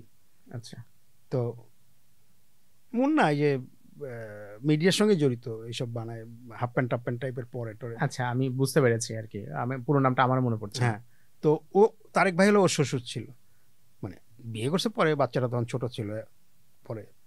যাই হোক, ওই তারেক ভাই ইমদাদকে নিয়ে আসলেন, ইমদাদ না একরামকে নিয়ে আসলেন, বসলেন, আমি বসলাম। আমরা 2 দিন 2 রাত টানা বসে সিং করে ফেললাম। তো আমি বলতেছি টেকনিক্যালি, কারণ এত বাজে বাজে ক্যামেরা নিয়ে, এত বাজে লাইট সেট আপ নিয়ে আমরা কাজ করি, যার ফলে ওই মানে অনেক সীমাবদ্ধতার মধ্যে কাজ করতে হয়, যেটা আসলে এফডিসির লোকেরা করতে পারতো, বাইরের লোকেরা করতে পারতো না। আরেকটা জিনিস আমি বলি, আমরা যদি অরিজিনাল নেগেটিভ থেকে কোনো কপি করি, কপি কোনো প্রিন্ট তৈরি করি, কিংবা এখন ডিজিটাইজ করি, অল্টারনেটিভ ঘরানার ছবি যেগুলো সেলুলয়েডে তৈরি হয়েছে, যে কোনো কপি অল্টারনেটিভ ঘরানার যে কোনো ছবির প্রিন্ট টেকনিক্যালি কমার্শিয়াল ফিল্মের তুলনায় বাজে কোয়ালিটির। এটা আমি অন ক্যামেরা বলতেছি। আপনি নিজে সিনেমা না বানায় নিজে কেন আসলে গবেষণার দিকে গেলেন? কোন জায়গাটা ক্লিক করছে আসলে বেসিক্যালি? আমি আসলে গবেষক না, বাই চান্স গবেষক। সিনেমা কেন বানাইনি, আমি আসলে ফিল্মে যখন একটু ভালগারিজম বেশি চলে আসলো 90s-এর মাঝামাঝি দিকে, আমি তো যেহেতু ফিক্স থাকি না, সেই তো যার জন্য আমি একটু আসলে শিফট করে গেলাম। তখন আমি ফটোগ্রাফি করি, প্যারালালি ফটোগ্রাফি করি, ফিল্মে কাজ করি, ফটোগ্রাফি করি। তো আমি ছবি তুলতে গেলাম বান্দরবন প্রথম গেছিলাম ম্যাট্রিকের পরে, অনেক বছর পরে আবার যখন গেলাম, তখন কেন যে আমার পাহাড়কে টানা শুরু করলো কমার্শিয়াল একটা কাজের জন্য, ক্যালেন্ডারের জন্য। তখন মাত্র শান্তি চুক্তি হয়েছে, হবে 96-তে। তো তখন আমি মানে পাহাড়ের ছবি তোলা শুরু করলাম। তখন আমি ফিল্মে যেতে সময় দিতে হইতো, আমি তখনও অ্যাসিস্ট্যান্ট হিসেবে কাজ করি। কিন্তু ওই যে মানে ফিল্ম সোসাইটি করি, ফিল্ম ইনস্টিটিউটে, ওই যে এফডিসির ভিতরে যে চলচ্চিত্র প্রশিক্ষণ কেন্দ্র ছিল, যেটাতে মৃণাল সেন আসছিলেন, গৌতম ঘোষ আসছিলেন, ওইটাতে কাজ করি, ওইটাতে পড়াশোনা করছি। তারপরে পদ্মা নদীর মাঝির ছবিতে গৌতম ঘোষের সঙ্গে কিছুদিন আউটডোর লোকেশনে যাওয়া আসা, নিমাই ঘোষের ক্যামেরা ক্যারি করা, স্টিল ক্যাপ ফটোগ্রাফার যে, এগুলো থাকার ফলে মানে কেন জানি প্রপার ওয়েতে অ্যাসিস্ট্যান্ট হয়ে অ্যাসিস্ট্যান্ট থেকে ডিরেক্টর হওয়া ওই জিনিসটা আমার মধ্যে আসেনি। যখন 96-এ যখন ছবি তুলতে গেলাম দেখলাম যে এখানে মোটামুটি ভালো টাকা পাওয়া যায়, হ্যাঁ মানে টাকা ভালো পাওয়া যায়। 10-12টা ছবি তুললাম, যে টাকা পেলাম, জয়েন্ট ফ্যামিলিতে থাকি, কোনো টাকা পয়সার সমস্যা নেই, হয়ে যায়। টাকা পয়সার সমস্যা নেই মানে ধনী না, গরিব, কিন্তু চলে। তখন আর ওই মানে ফিল্মে কাজ করাচ্ছে আমার বাইরে ঘুরতে ঘুরতে বেশি পছন্দ হতো, এই জন্য বাইরে ঘোরাঘুরি শুরু করলাম, যার ফলে আর ফিল্মে ক্যারিয়ার তৈরি হয়নি। আর গবেষণার কথাটা যদি বলি, খুব ইন্টারেস্টিং, আমি অনেক বছর অ্যাসিস্ট্যান্ট করেছিলাম আব্দুল সামাদ বলে এক ব্যক্তির সঙ্গে, মানে তার সঙ্গে উনার সঙ্গে পরিচয় হলো ওই যে চলচ্চিত্র প্রশিক্ষণ কেন্দ্রে উনি কোর্স ডিরেক্টর ছিলেন, উনার সঙ্গে। উনি হলেন London school of film technique থেকে গ্র্যাজুয়েশন করা সিনেমাটোগ্রাফির উপরে। উনার আগে আসলে কেউ দু একজন পড়েছে কিন্তু ফিল্মে কাজ করেনি, উনার পরেও আর কেউ কাজ করেনি ফিল্মে। আর ফিল্মে যদি সিরিয়াসলি কেউ কাজ করে থাকে, উনি লন্ডন থেকে সিনেমাটোগ্রাফি শিখে আসছেন, এরপরে আনোয়ার ভাই পুনা থেকে সিনেমাটোগ্রাফি করে আসছেন, এরপরে সিরিয়াসলি কিন্তু খুব বেশি লোক কাজ করে না। শফিকুল ইসলাম সফরও ছিল পুনা থেকে আরও পরে। তো ওনার সঙ্গে থাকতে থাকতে মানে উনি 2004-এ মারা যান। উনি মারা যাওয়ার আগে আগে উনি ওনার কিছু জিনিস আনে দেখাতেন আমাকে। একদিন একটা পাসপোর্ট আনলেন, পাসপোর্ট দেখায়, দেখো এখানে আমার ছবি, চুলওয়ালা, মানে উনি তো ওনাকে টাক সামাদ বলে সবাই পরিচিত, মানে সিনেমাটোগ্রাফার ডিরেক্টর, ওনাকে অনেকে চিনে রোজি সামাদের হাজবেন্ড হিসেবে। হ্যাঁ, তো ওই টাক মাথার ছবি, মানে চুলওয়ালা ছবি। স্যার আপনার চুল? হ্যাঁ চুল ছিল। এই যে পাশে আবার একটা উনার টাকওয়ালা ছবি, কারণ 4 বছরের মধ্যে 4 বছর গ্র্যাজুয়েশন করতে করতে টাক হয়ে গেছে, তো পরে আরেকটা ছবি লাগানো হয়েছে পাসপোর্টের পাশে, ওয়াইফের ছবির জায়গায়। তখন ওয়াইফের আলাদা পাসপোর্ট হইতো না, হাজবেন্ডের সঙ্গে করতে হইতো, একই পাসপোর্টে দুজন যাতায়াত করতো তখন। হ্যাঁ, কিছুদিন আগেও তো বাচ্চাদের আলাদা পাসপোর্ট হইতো না, বাবা আমার পাসপোর্টের সঙ্গে বাচ্চাদের, আমার পাসপোর্টে বাচ্চাদের ছবি লাগানোর জায়গা আছে। আচ্ছা আচ্ছা। তো ওইরকম আমি বললাম, বাহ পাসপোর্টটা তো সুন্দর, 57-এর, আমি নেই। আচ্ছা নাও। তো এই নিতে নিতে উনার অনেক জিনিস আমার কাছে রয়ে গেল। উনি স্ট্যামফোর্ড ইউনিভার্সিটিতে ফিল্ম অ্যান্ড মিডিয়া ডিপার্টমেন্ট খুললেন। তো ওই চিঠিটা ওনাকে যখন দিল, মানে স্ট্যামফোর্ড থেকে আমাকে বললো এই দেখো চিঠি। কত সালে এটা? 2004-এ। তো উনি বললো যে এইটার চিঠিটা নিয়ে কী করবো? আমি বললাম আমি নেই। আচ্ছা নাও। লন্ডন স্কুল অফ ফিল্ম টেকনিকের যে গ্র্যাজুয়েশন সার্টিফিকেটটা, আমি বললাম যে এটা ওয়ালে ঝুলতেছিল, আমি বললাম আমি এটা নিয়ে যাই। আচ্ছা নাও। মানে এইরকম ব্যাপারটা ছিল। উনি যখন মারা গেলেন, মারা যাওয়ার পরে ওনার মেয়ে কবিতা, একটাই মেয়ে, ইনফ্যাক্ট রোজিরও একটাই মেয়ে, বললো যে আমরা তো থাকবো না দেশে, চলে যাব, বাবু বাবার জিনিসপত্রগুলো কি হবে? তো আমি বললাম তুমি কি চাও? বলো বাবা তো বলছিল তোমাকে দিয়ে যেতে, অনেক বইতে তোমার নাম লেখা আছে যেটা বাবুর জন্য, তো তুমি নাও। আমি তো সব কিছু নিয়ে কি করব, আমি বরং আর্কাইভে দিই। তো ওই জিনিস যেগুলো আমি আমার বাসায় রাখছি অর্ধেক, আর অর্ধেক মানে যেগুলো আর্কাইভে প্রেজেন্টেবল আর্কাইভে দিয়ে দিছি, অ্যাওয়ার্ড তারপরে আরও এইসব। তো যা কিন্তু অনেক জিনিস আমার কাছে জমে গেছে, মানে ওনার ডকুমেন্টগুলো, কাগজপত্রগুলো, ওনার কাবিন নামা রোজিস আমাদের সঙ্গে, ওনার ডিভোর্স রোজিস আমাদের সঙ্গে 86-তে, ওনার ডেথ সার্টিফিকেট, এগুলো সব আমার, এরকম সব কিছু আমার কাছে। তো একদিন আমি তখন পাহাড় টাহাড় নিয়ে, ইভেন উনি যখন মারা যায় ওনার লাস্ট অনুষ্ঠানটা আমার ফটোগ্রাফি এক্সিবিশন, আমার হিমালয়ের উপর ফটোগ্রাফি এক্সিবিশন ছিল, ওইটা ওনার জীবনের লাস্ট অনুষ্ঠান। ওর পরে উনি অসুস্থ হয়ে যান, উনি মারা যান দিল্লিতে। তো একটা ফোন আসলো জাহাঙ্গীরনগর ইউনিভার্সিটির প্রফেসর রশিদ হারুন। আমি বললাম বাবু বলছেন যে আপনার নাম্বারটা আমি পেয়েছি আব্দুল সামাদের বাসা থেকে, সামাদ সাহেবের নাকি আপনি অ্যাসিস্ট্যান্ট ছিলেন, ওনার নাকি কিছু জিনিসপত্র আপনার কাছে আছে, আমি তো সামাদ সাহেবের উপরে একটা গবেষণা করতেছি, আপনি তো আমার সঙ্গে দেখা করেন। তো আমি বললাম ঠিক আছে। তো আমি নর্মালি কিছু দেই না কাউকে, মানে অরিজিনালটা দিই না। তো আমি সামাদ সাহেবের বাসায় ফোন করলাম, বললো যে হ্যাঁ উনি কাজ করতেছে। আমি আর্কাইভে ফোন করলাম, ফিল্ম আর্কাইভে, আর্কাইভ থেকে বললো হ্যাঁ উনি কাজ করতেছে। তো আমি জানলাম, ওনার সঙ্গে আমি দেখা করলাম।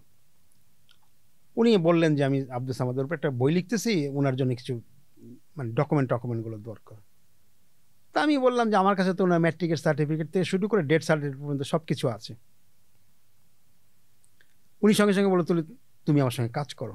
আমি বললাম দেখেন আমি কাজ করা আমার সঙ্গে, আমি তখন হিমালয় নিয়ে প্রচুর ফ্যাসিনেটেড, মানে আমি প্রচুর বছরে 2 বা 3 বার মাউন্টেনে যাই, জঙ্গলে পাহাড়ে যাই, নেপাল যাই, ইন্ডিয়া যাই।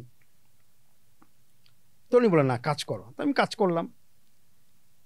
গবেষণার একটা পর্যায়ে সেমিনার হয়, স্ট্যামফোর্ড ইউনিভার্সিটির সেমিনারটা হচ্ছে। ফারুক ভাই, মহিউদ্দিন ফারুক আর্ট ডিরেক্টর, উনি সভাপতি এবং সেমিনারটা হচ্ছে। ওখানে সেমিনারটা হলো। তো রশিদ হারুন সাহেব যখনই ওইখানে, আমি ছবি টবি তুলতেছি, রশিদ হারুন সাহেব ওইখানে সেমিনারে বারবার আমার কথা বলতেছে যে ওই যে ভিডিও করতেছে দূরে দাঁড়ায়, তার সাহায্য না হলে আমি এটা করতে পারতাম না। এই যে ডকুমেন্টটা দেখতেছেন, মানে গবেষণার কাজে এসব লাগছে, এটা ওর কাছ থেকে নেওয়া, এইসব কথা বলতেছে। তো অনুষ্ঠানটা হয়ে যাওয়ার পরে চা নাস্তা খাওয়ার সময় আর্কাইভের ডিজি ভদ্রমহিলা, উনি পরে তথ্যমন্ত্রী সচিব হয়েছিলেন, কামরুন নাহার, উনি আমাকে বলতেছেন আপনি কাজটা কেন করলেন না? ছবিতে দেখি আপনার জিনিসপত্র নিয়ে। এটা কত সালে? 2009-এ 2000 হ্যাঁ 9 কি 10 হ্যাঁ। আমি বললাম দেখেন আমি তো সরি না, হ্যাঁ 10 আমি তো এটা করব না, কারণ আমাকে তো দিবেন না আপনারা, কারণ আমার পিএইচডি নাই, নামের সঙ্গে ডক্টর নাই। বলে না যে কেউ, তখন মাত্র গবেষণা শুরু হয়েছে, মানে তার 1 বছর আগে না 2 বছর আগে গবেষণা শুরু হয়েছে ফিল্ম আর্কাইভের আন্ডারে। প্রথম বোধহয় 2008-এ প্রথম গবেষণা হয়, অনুপম হায়াতা কারা কারা করে। বলে না আপনি দিয়ে দেখেন, গবেষণা করতে পারবেন, আপনাকে দিব, আপনি যদি এরকম অ্যাবিলিটি থাকে।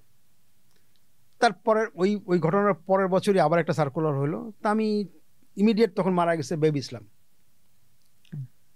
তা আমি বেবি ভাইয়ের উপর একটা 2-3 পাতা লিখে এটা জমা দিলাম আর্কাইভে। আমাকে ইন্টারভিউর জন্য ডাকলো। এটা কত সালে?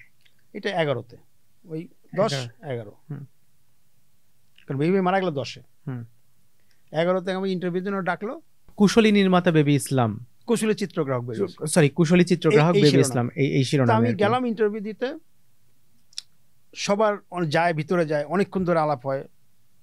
অল্প লোক তখন, এখন তো 50-200-300 গবেষণা জমা পড়ে না, কি শুনলাম 20 জনকে ডাকে, তখন 5 জনকে ডাকছে না 6 জনকে ডাকছে এরকম ইন্টারভিউ নেওয়ার জন্য।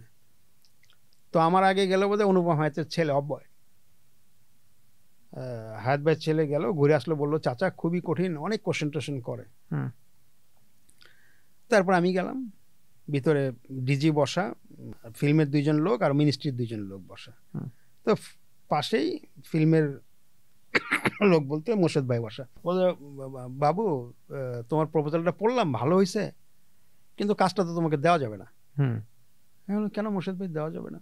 মানে আমি কিন্তু ওনাদেরকে, যেহেতু সবার সঙ্গে কাজ করছি, আমি ওই মানে ডেকোরামটা আমার হয় না। মানে আমি ইন্টারভিউ বোর্ডেও, আমি ইন্টারভিউ যে করে নেয় তাকে ভাই বলি, কারণ তাদের সঙ্গে তো আমার ফ্যামিলি, বুঝতে পেরেছি যে এটা তো আপনার পার্সোনাল একটা জায়গায় আছে, রিলেশনে আছে। তো ওনারা কেউ মাইন্ড করেন না। তো বলেন কেন মোর্শেদ ভাই আমাকে দিবেন না? বলে তোমাকে যে কাজটা ভালো হয়েছে, তোমার প্রপোজালটা ভালো হয়েছে, তোমাকে দিতে পারি, কিন্তু তোমাকে দিলে তো তুমি পাহাড়ে হিমালয়ে চলে যাবে, কাজটা করবে না। আমি বললাম না মোর্শেদ ভাই, বেবি কাজটা আমি করবো। করবা তো? হ্যাঁ, আচ্ছা ঠিক আছে, যাও, আমার ইন্টারভিউ শেষ। তো এরপরে আমি তো ইন্টারভিউ নেওয়ার পরে মানে শেষ হইলো, আমি আসলাম, অফিসিয়ালি জানাইলো 1-2 দিন পরে যে আপনি পরে ওই গবেষণাটা আপনি কমপ্লিট করেছিলেন ঠিকঠাক ভাবে? হ্যাঁ, গবেষণাটা কমপ্লিট করেছিলাম। এবং আমি কিন্তু আসলে মানে এই গবেষকটা কেন হইলাম, এর আগে সামাদ সাহেবের উপর গবেষণাতে আমি অ্যাসিস্ট করেছিলাম দেখে, আমার জিনিসপত্র ব্যবহার হয়েছিল দেখে, তথ্য সচিব আপনাকে তখন তথ্য সচিব, আর্কাইভে ডিজি ছিলেন কামরুন নাহার, উনি আসলে বলেছেন, এবং আমি বুঝলাম জানি এই কাজ তো করা যায়। আর এই কাজ করতে গিয়ে মানে যেসব লাগে ওইসব অনেক জিনিস আমার কাছেই আছে। আমি একটু সামারাইজ করি এই জায়গাটাতে। তার মানে হচ্ছে প্রথম থেকে আপনি শখের বসে সংগ্রাহক হিসাবে এই জিনিসগুলো জমা করতে শুরু করেন। শখের বসে না, জিনিসটা হচ্ছে কি, মানে কি মাইন্ডসেটে কাজ করছে আসলে? সবাই ফেলে দেয়, আমি ফেলে দিই না, এটাই। আচ্ছা, আমি একটা ছোট্ট উদাহরণ দিই। এরশাদ ঠিক পতন করলো 90-তে, 4 তারিখ ঘোষণা দিল, 6 তারিখে উনি করলেন, প্রেসিডেন্ট হলেন শাহাবুদ্দিন। তার কয়েকদিন পরে আমার যিনি পরে শ্বশুর হয়েছেন আলম কুরেশি সাহেব, উনি ফিল্ম সোসাইটির একজন টপ লোক, উনি আমাকে বললেন, বাবু বাদল একটা অ্যাসিস্ট্যান্ট খুঁজতেছে, টাকা পয়সা দিতে পারবে না, ও জানি কি একটা কাজ আছে ছোট্ট অ্যাসিস্ট্যান্ট, মানে ফিল্মের অ্যাসিস্ট্যান্ট। আমি 90-এর কথা বলতেছি। আমি বাদল ভাইয়ের সঙ্গে দেখা করতে গেলাম, পূর্ণিমা সিনেমা হলে ওনার অফিস ছিল, কারণ বাজারে যে মেট্রোটা আছে, মেট্রোর স্টেশনের পাশে, এখন নাই হলটা। গেলাম, ওটা বোধহয় জানুয়ারির 1-2 তারিখের দিকে, 91-এর 1 জানুয়ারি 1 তারিখে গেলাম। গিয়ে বাদল ভাই বললো যে আমার শ্বশুরের একটা ছবি আছে, আমার শ্বশুর প্রডিউসার ছিল, ফখরুল আলম ডিরেক্টর ছিল, ছবির নাম জয় বাংলা।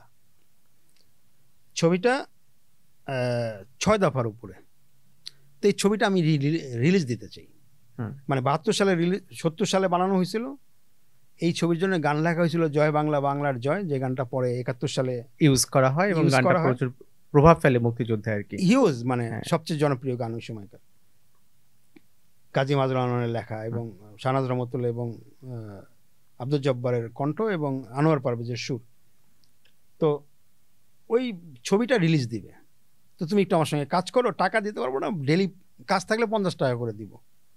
তো 91 সালের জানুয়ারিতে 50 টাকা, আমার তখন দাড়ি গোঁফ উঠছে মাত্র, অন্য কোনো লাইবিলিটিস নাই, বাবা মা আছে, সবার একসঙ্গে থাকি, পড়াশোনা ভর্তি হয়েছি কিন্তু করি না, ইউনিভার্সিটি যাই না।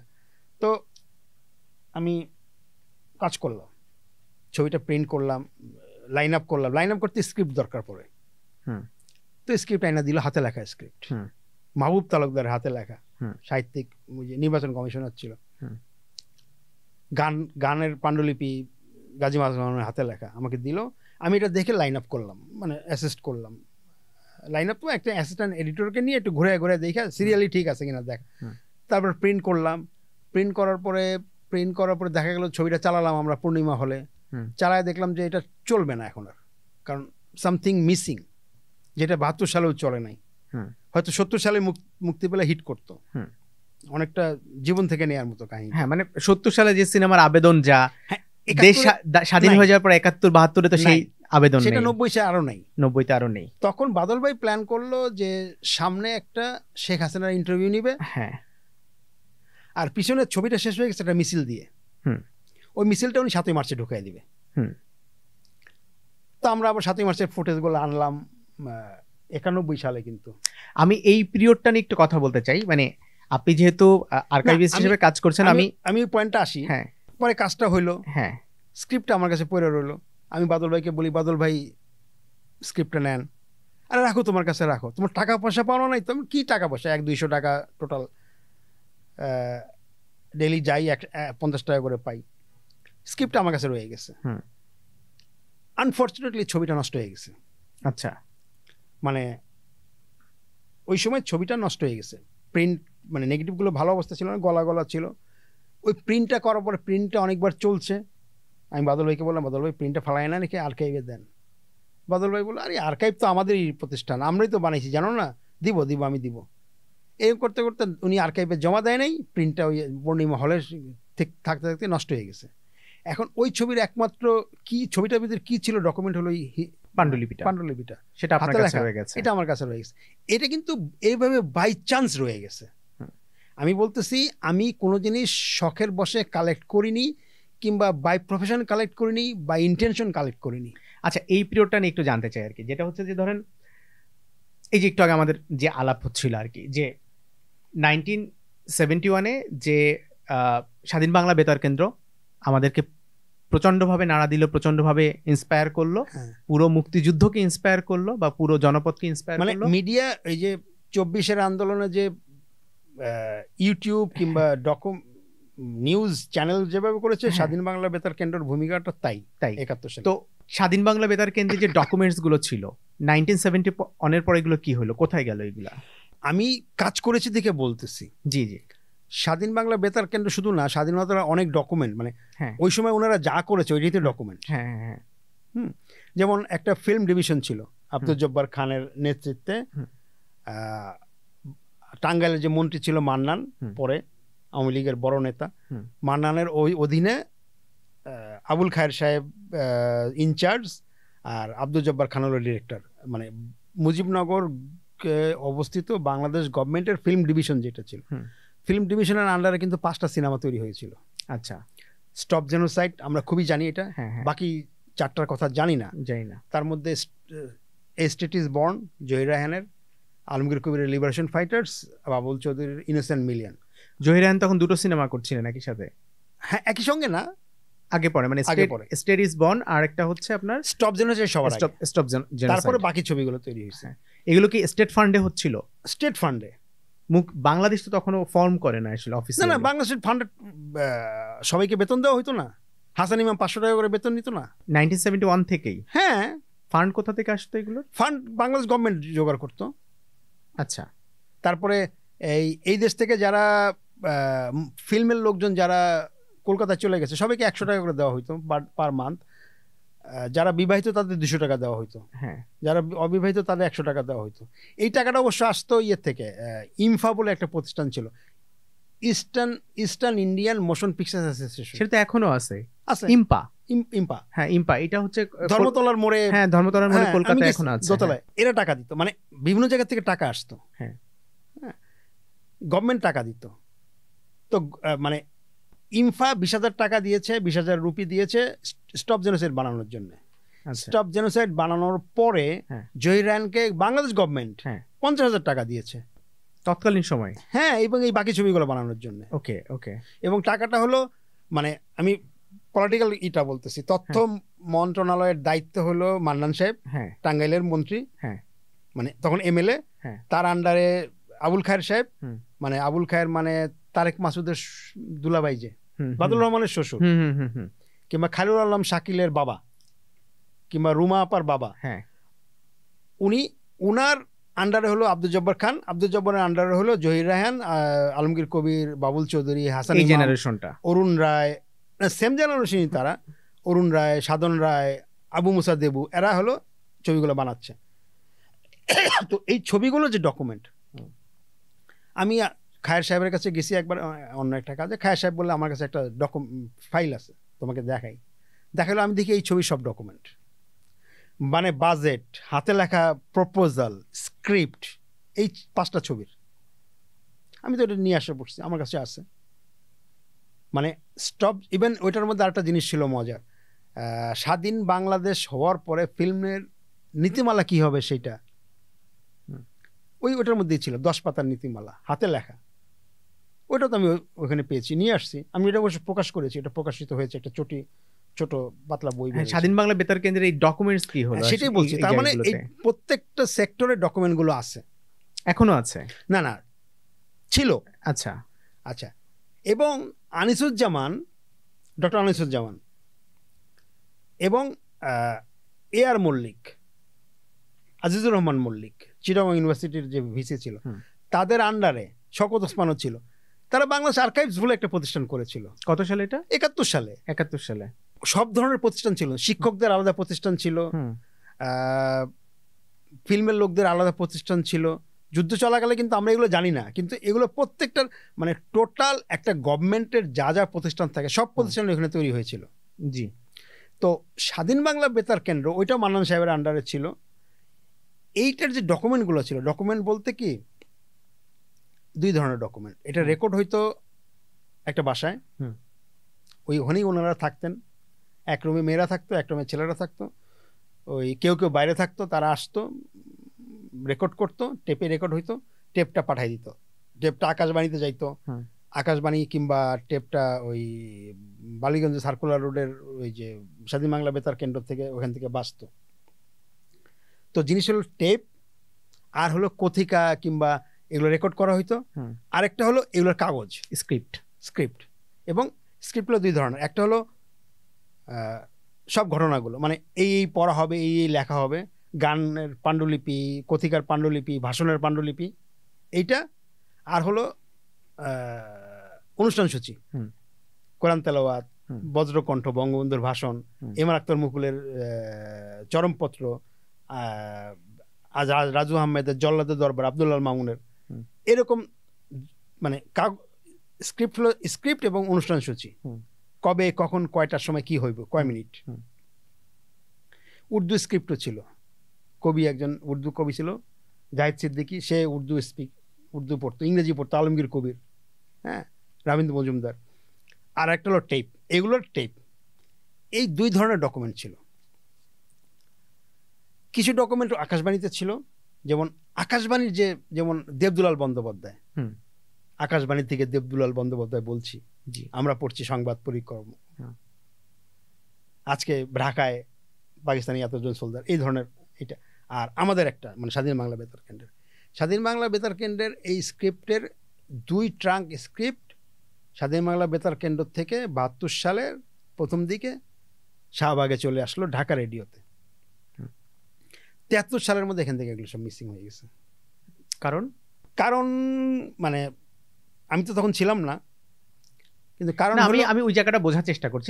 কারণটা হলো গভর্নমেন্ট। আমি একটু প্রশ্নটা শেষ করি আমার। ধরেন বেসিক্যালি হচ্ছে যে 1971-এ যারা নেতৃত্ব দিলেন 71-এর পরে, তারা 72-এ এসে তারাই সরকার গঠন করলেন। তাদেরই যে ডকুমেন্টস গুলো ছিল সেগুলো তাদের ফেভারেই ছিল বেসিক্যালি। আকাশবাণী ফেভার তো কোনো ব্যাপার না, সেই জিনিসগুলো ডকুমেন্ট, হ্যাঁ, তাদেরই ডকুমেন্টস। তো তাদের ডকুমেন্টসই তারা কেন আসলে নষ্ট করে ফেললো? এখানে দুইটা ব্যাপার আছে, ব্যাপারটা পলিটিক্যাল। দুইটা ব্যাপারের মধ্যে 1 নম্বর ব্যাপারটা হলো মূল নেতৃত্ব যুদ্ধে যারা নেতৃত্ব দিয়েছিল, জি, ঠিক টপ নেতৃত্ব কি 72 সালের পরে এসে ক্ষমতায় ছিল? I am talking of Tajuddin Ahmed.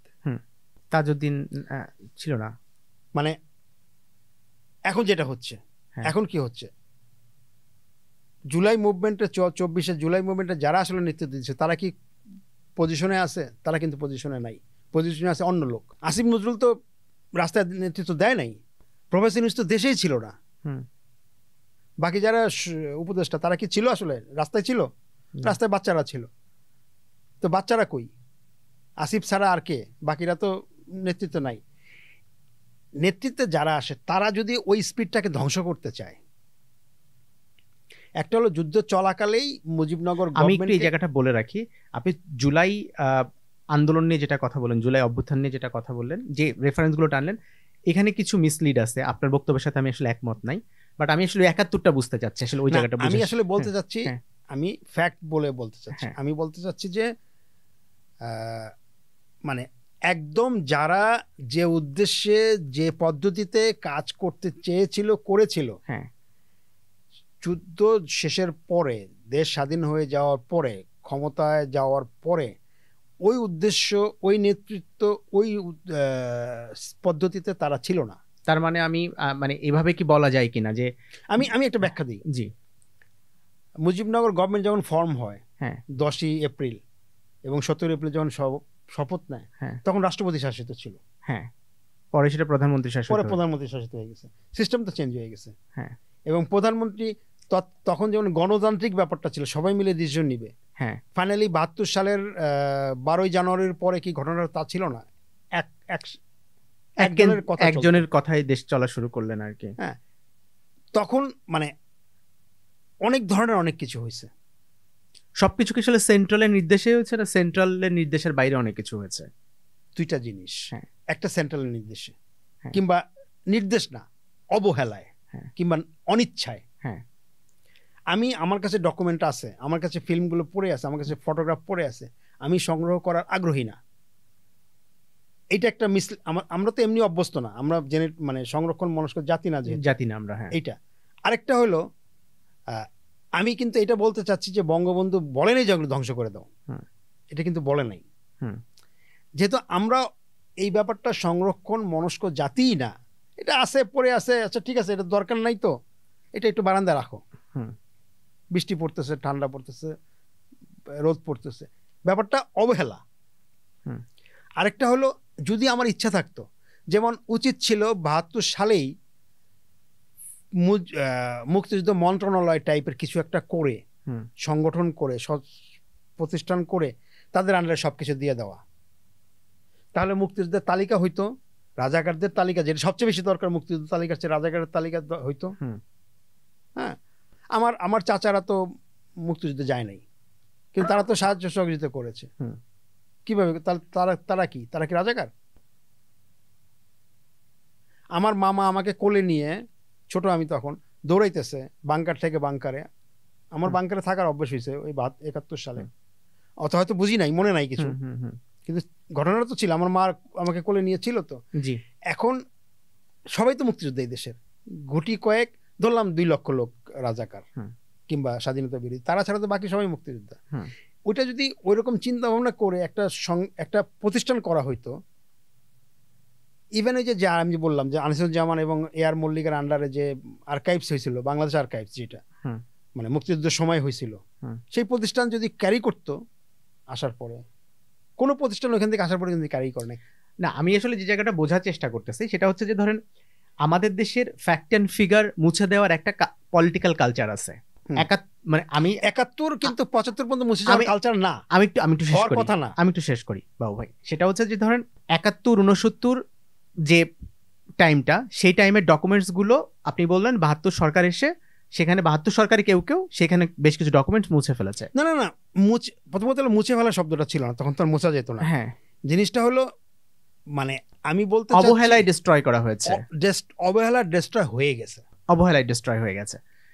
তারপরে ধরেন 71 থেকে 75 পর্যন্ত আওয়ামী লীগের যে সময়, সেই সময়ের মধ্যে আওয়ামী লীগের যে নেগেটিভ সাইড আছে সেই সাইডটাকে নানানভাবে পরবর্তী সময়ে ডিস্ট্রয় করা হয়েছে আওয়ামী লীগের পক্ষ থেকে। আবার পজিটিভ যে সাইড আছে আওয়ামী লীগ সরকারে বা বঙ্গবন্ধু সরকারে, সেই পজিটিভ সাইডটাকেও পরবর্তী সরকার যারা আসে এগুলো নষ্ট করেছে।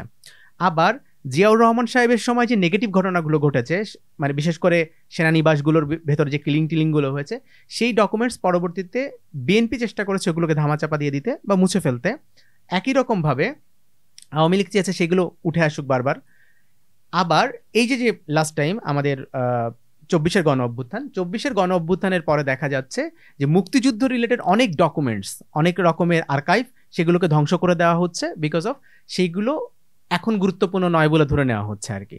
আবার হয়তো এই যে হোল টাইমে ডকুমেন্টস মুছে ফেলার যে একটা চেষ্টা, পলিটিক্যাল চেষ্টা, একটা ন্যাশনের মধ্যে দল আসলেই আগের ডকুমেন্টস মুছে ফেলার বা ম্যানিপুলেট করার চেষ্টা, আর্কাইভিস্ট হিসাবে আপনার দৃষ্টিকোণ থেকে আসলে ব্যাখ্যাগুলো বুঝতে যাচ্ছি। প্রথম কথা হলো যে মুছে ফেলা কিংবা ম্যানিপুলেশন করা, এইটা আসলে সরাসরি সঠিক না, কখনোই না। আচ্ছা, মুক্তিযুদ্ধের ইতিহাস সংরক্ষণের সবচেয়ে বড় যে কাজটা হয়েছে, সেই কাজটা কিন্তু জিয়াউর রহমান করেছে। আচ্ছা, ভেরি গ্রেট। 16 খণ্ডের যে দলিলপত্র সংগ্রহ এবং প্রকাশ এবং প্রজেক্টটা, ওই প্রজেক্টটা কন্টিনিউ করা দরকার ছিল। জি, এর সাথে সে প্রজেক্টটা বন্ধ করে দিয়েছে বইগুলো প্রকাশ হয়ে যাওয়ার পরে, কিন্তু প্রজেক্টটা কন্টিনিউ করা দরকার ছিল। জি, মাসে কত হতো? 10 কোটি টাকা লাগতো ধরলাম, সবচেয়ে বেশি হইলো। জি, কিন্তু এই প্রজেক্টটা কন্টিনিউ করা দরকার ছিল। জি, আমি বলতে চাচ্ছি, আমরা যেহেতু সংরক্ষণ মনস্ক জাতি না, আমরা এইসব দলিল যে কাজে লাগতে পারে এই চিন্তাটা আমরা করি নাই। যেমন বেলাল মোহাম্মদ বলতেছে যে জিয়াউর রহমান যখন 27শে মার্চে যে ভাষণটা দিয়েছে, ঘোষণা পত্র পাঠ বলি আর ঘোষণা দেওয়া বলি, যেটাই বলি, যে যেভাবে বলুক, জিয়াউর রহমান 27শে মার্চ নিউজ কণ্ঠে কিছু বলেছিল, সেটা কাগজে লেখা হয়েছিল। সেটাতে অন বিহাফ অফ বলা হয়নি। প্রথম I major Zia, chief of provincial Bangladesh government টাইপের কিছু একটা বলছে। তখন যাকে তখন প্রেশার দেওয়া হয়েছে, রাজনীতিবিদরা বলছে তোমার তো এটা ঘোষণা করার দায়িত্ব না, তোমার কাজ না, এটা তো বঙ্গবন্ধু করবে। তখন সে আবার পরে চেঞ্জ করে I on behalf of Bangabandhu. আমরা এটাও শুনেছি। হ্যাঁ, এই যে দুইটা রেকর্ড আছে তো, আমরা কেউ প্রকাশ করি না। আচ্ছা, আমি একটা রেকর্ড জানি, মানে রেকর্ড আসলে দুইটাই আছে। এবং ওনার যে তৃতীয়টা, ওটা তো হাতে লেখাটা পর্যন্ত আছে। ওকে, ওনার যে তৃতীয় ঘোষণা, 3বার ঘোষণা দিয়েছেন, তো 3বারের ঘোষণাতে হাতে লেখা কপিও আছে, ওনার হাতে লেখা কপিটাও আছে। আচ্ছা আচ্ছা। সমস্যাটা হলো প্রথম এবং দ্বিতীয় কপিটা রেকর্ড আছে, রেকর্ড বিদেশে চলে গেছে, কারণ বিদেশিরা রেকর্ড করছে, আমরা করি নাই।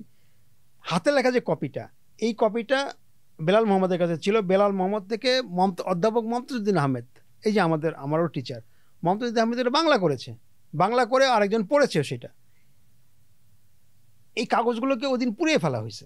কবে এটা? ওই দিনই, যেদিন এটা পড়া হয়েছে সেদিনই। হ্যাঁ, কারণ হলো তারা ভাবছে যে এটা তো মানে প্রবলেম পড়বে যদি কোনো কারণে আর্মিরা ধরে। যেমন জুলাই 24-এর জুলাই বিপ্লবের প্রচুর ফুটেজ এখন আর পাওয়া যাবে না, প্রচুর ফুটেজ। কারণ অনেক ফোন হারিয়ে গেছে, সঙ্গে সঙ্গে ফুটেজ হারিয়ে গেছে, অনেক ফুটেজ যে শুট করেছে সে হয়তো একটা দুইটা আপলোড করার পরে বাকি সে নিজে মুছে দিচ্ছে, কারণ রাস্তায় রাস্তায় চেক করতো। আমি বলতেছি 5ই আগস্টের না, তার আগের জুলাইয়ের বিভিন্ন সময় রাস্তায় ফোন পেলে তো চেক করতো। আমাকে একবার চেক করছে, আমাকে আর্মি চেক করে বলে, আরে আপনি দেখি আঙ্কেল, আপনি দেখি স্মার্ট যুগে নন স্মার্টফোন বাটন ফোন আমি ইউজ করি। তো পরে হাসাহাসি করতেছে যে আমরা একটা আপনাকে কিনে দিই। তো যেহেতু রাস্তায় চেক করে অনেক জিনিস তারাই ডিলিট করে ফেলছে। তারপরে গত 1 বছরে অনেক জিনিস সংগ্রহ হয় নাই, এই মেমোরি কার্ড নষ্ট হয়ে গেছে, ফোনটা পানিতে চুবে গেছে, অনেক কিছু নষ্ট হয়েছে। এটা কিন্তু ইচ্ছা করে না, এটা হলো অবহেলা, আরেকটা হলো আগ্রহ না। আমি প্রতিটা ছবি তুলি, বাসায় গিয়ে রাত্রে হার্ড ড্রাইভে নেই, 3-4টা কপি করি, আমি করি প্রতিদিন করি, কিন্তু সবাই তো সেটা করে না। যার ফলে হয় কি, আমার কাছে আছে, ইউটিউবে দিছি, ইউটিউবে তো আছে, ইউটিউবে তো ডিলিট করে ফেলতে পারে। মানে আমরা সিস্টেমটা জানি না দেখে আমাদের এই জিনিসটা সংগ্রহ হয়নি, এটা হলো মূল। না আমি আসলে যে জায়গাটা আসলে বোঝার চেষ্টা করছি সেটা হচ্ছে পলিটিক্যালি ডকুমেন্টস মুছে ফেলার একটা কালচার তো আছে দেশে। না পলিটিক্যালি কোনো ডকুমেন্ট মোছা হয়নি, কোনো পিরিয়ডেই হয়নি, আর শিওর না হলে পুরনো জিনিস পাওয়া যেত কিভাবে?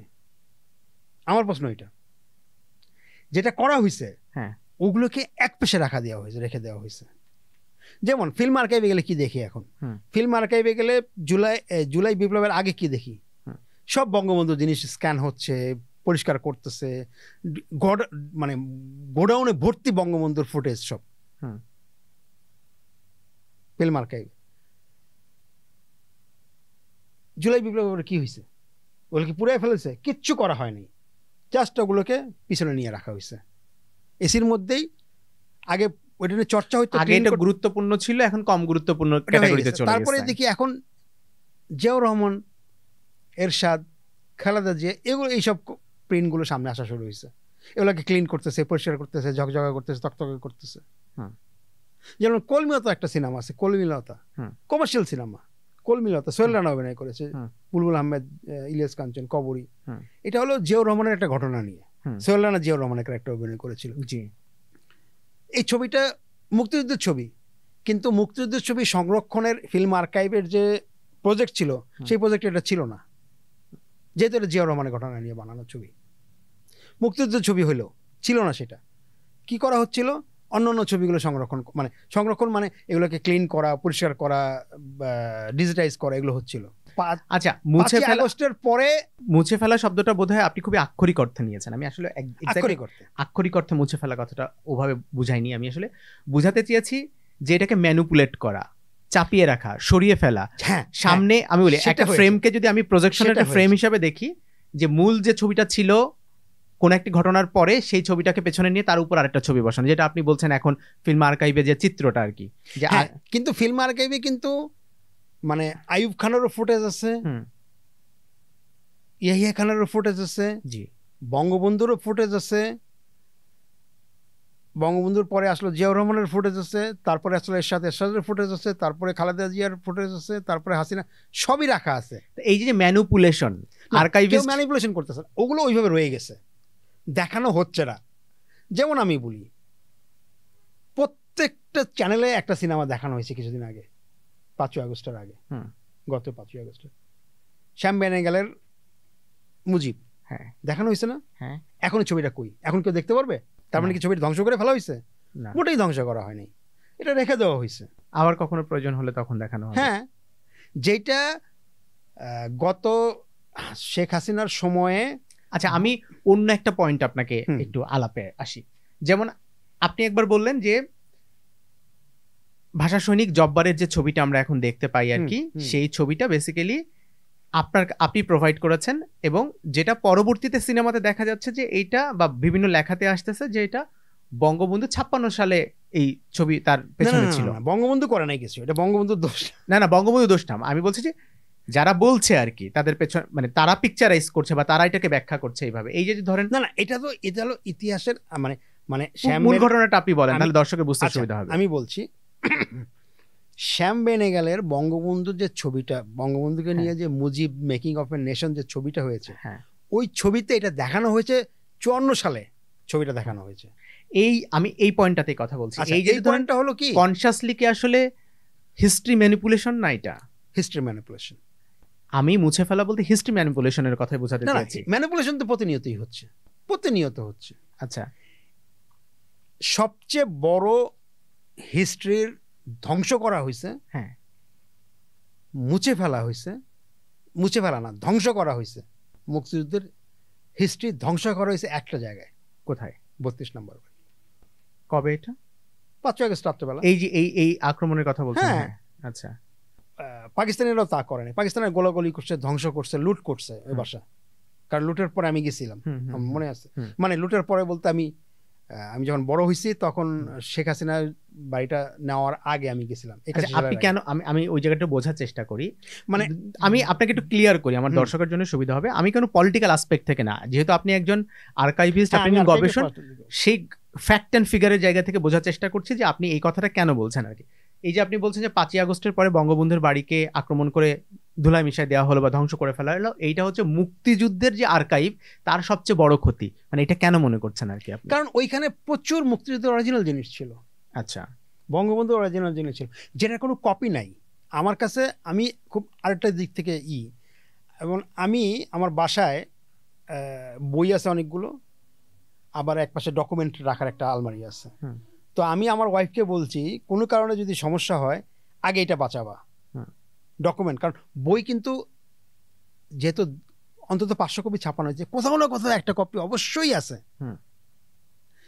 কিন্তু আমার ডকুমেন্টের কোনো সেকেন্ড কপি নাই। পার্থক্যটা হলো এই জায়গাটায়। এখন যদি ন্যাশনাল লাইব্রেরি পুড়ে ফেলে তাতে অনেক জিনিস নষ্ট হয়ে যাবে, কিন্তু উদ্ধার করা যাবে, কখনো না কোনোভাবে উদ্ধার করা যাবে। কিন্তু বঙ্গবন্ধুর বাসায় যেসব অরিজিনাল ডকুমেন্ট ছিল, বঙ্গবন্ধুর জিনিসপত্র ছিল, তার ফ্যামিলির সবার জিনিসপত্র ছিল, রাসেলের সাইকেল ছিল, এটা তো সেকেন্ড পাওয়া যাবে না। আর ওই বাড়িটা তো সেন্টার ছিল, ওই বাড়ির থেকেই তো মুক্তিযুদ্ধ পরিচালনা করা হয়েছে, মুক্তিযুদ্ধ না, মুক্তির সংগ্রামটা পরিচালনা করা হয়েছে। আমি বলতে চাচ্ছি যে মানে 32 নম্বর ভাঙ্গা এবং পুড়াইয়া দেওয়ার ফলে বাংলাদেশের মুক্তিযুদ্ধের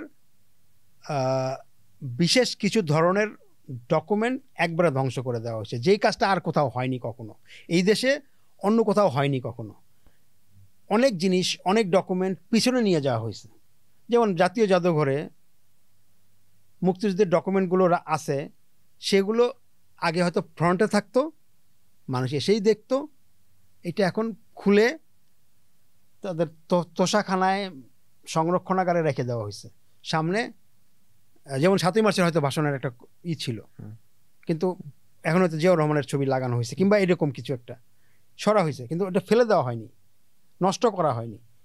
কিন্তু 32 নম্বরে আক্রমণ করার পরে 32 নম্বরে তো সব ধ্বংস করে দেওয়া হয়েছে। যদিও আমার জানা মতো অনেক জিনিস আগে নিয়ে নেওয়া হয়েছে, মানে আমি লক্ষণ টক্ষণ যা দেখেছি, মানে এখনো চাইলে অনেক জিনিস, অর্ধেক জিনিস উদ্ধার করা সম্ভব, কিন্তু ওগুলো তো ধ্বংস করে দেওয়া হয়েছে, ওইটা তো আর পাওয়া যাবে না। দুইটা কিন্তু দুই জিনিস। আমি যদি যেমন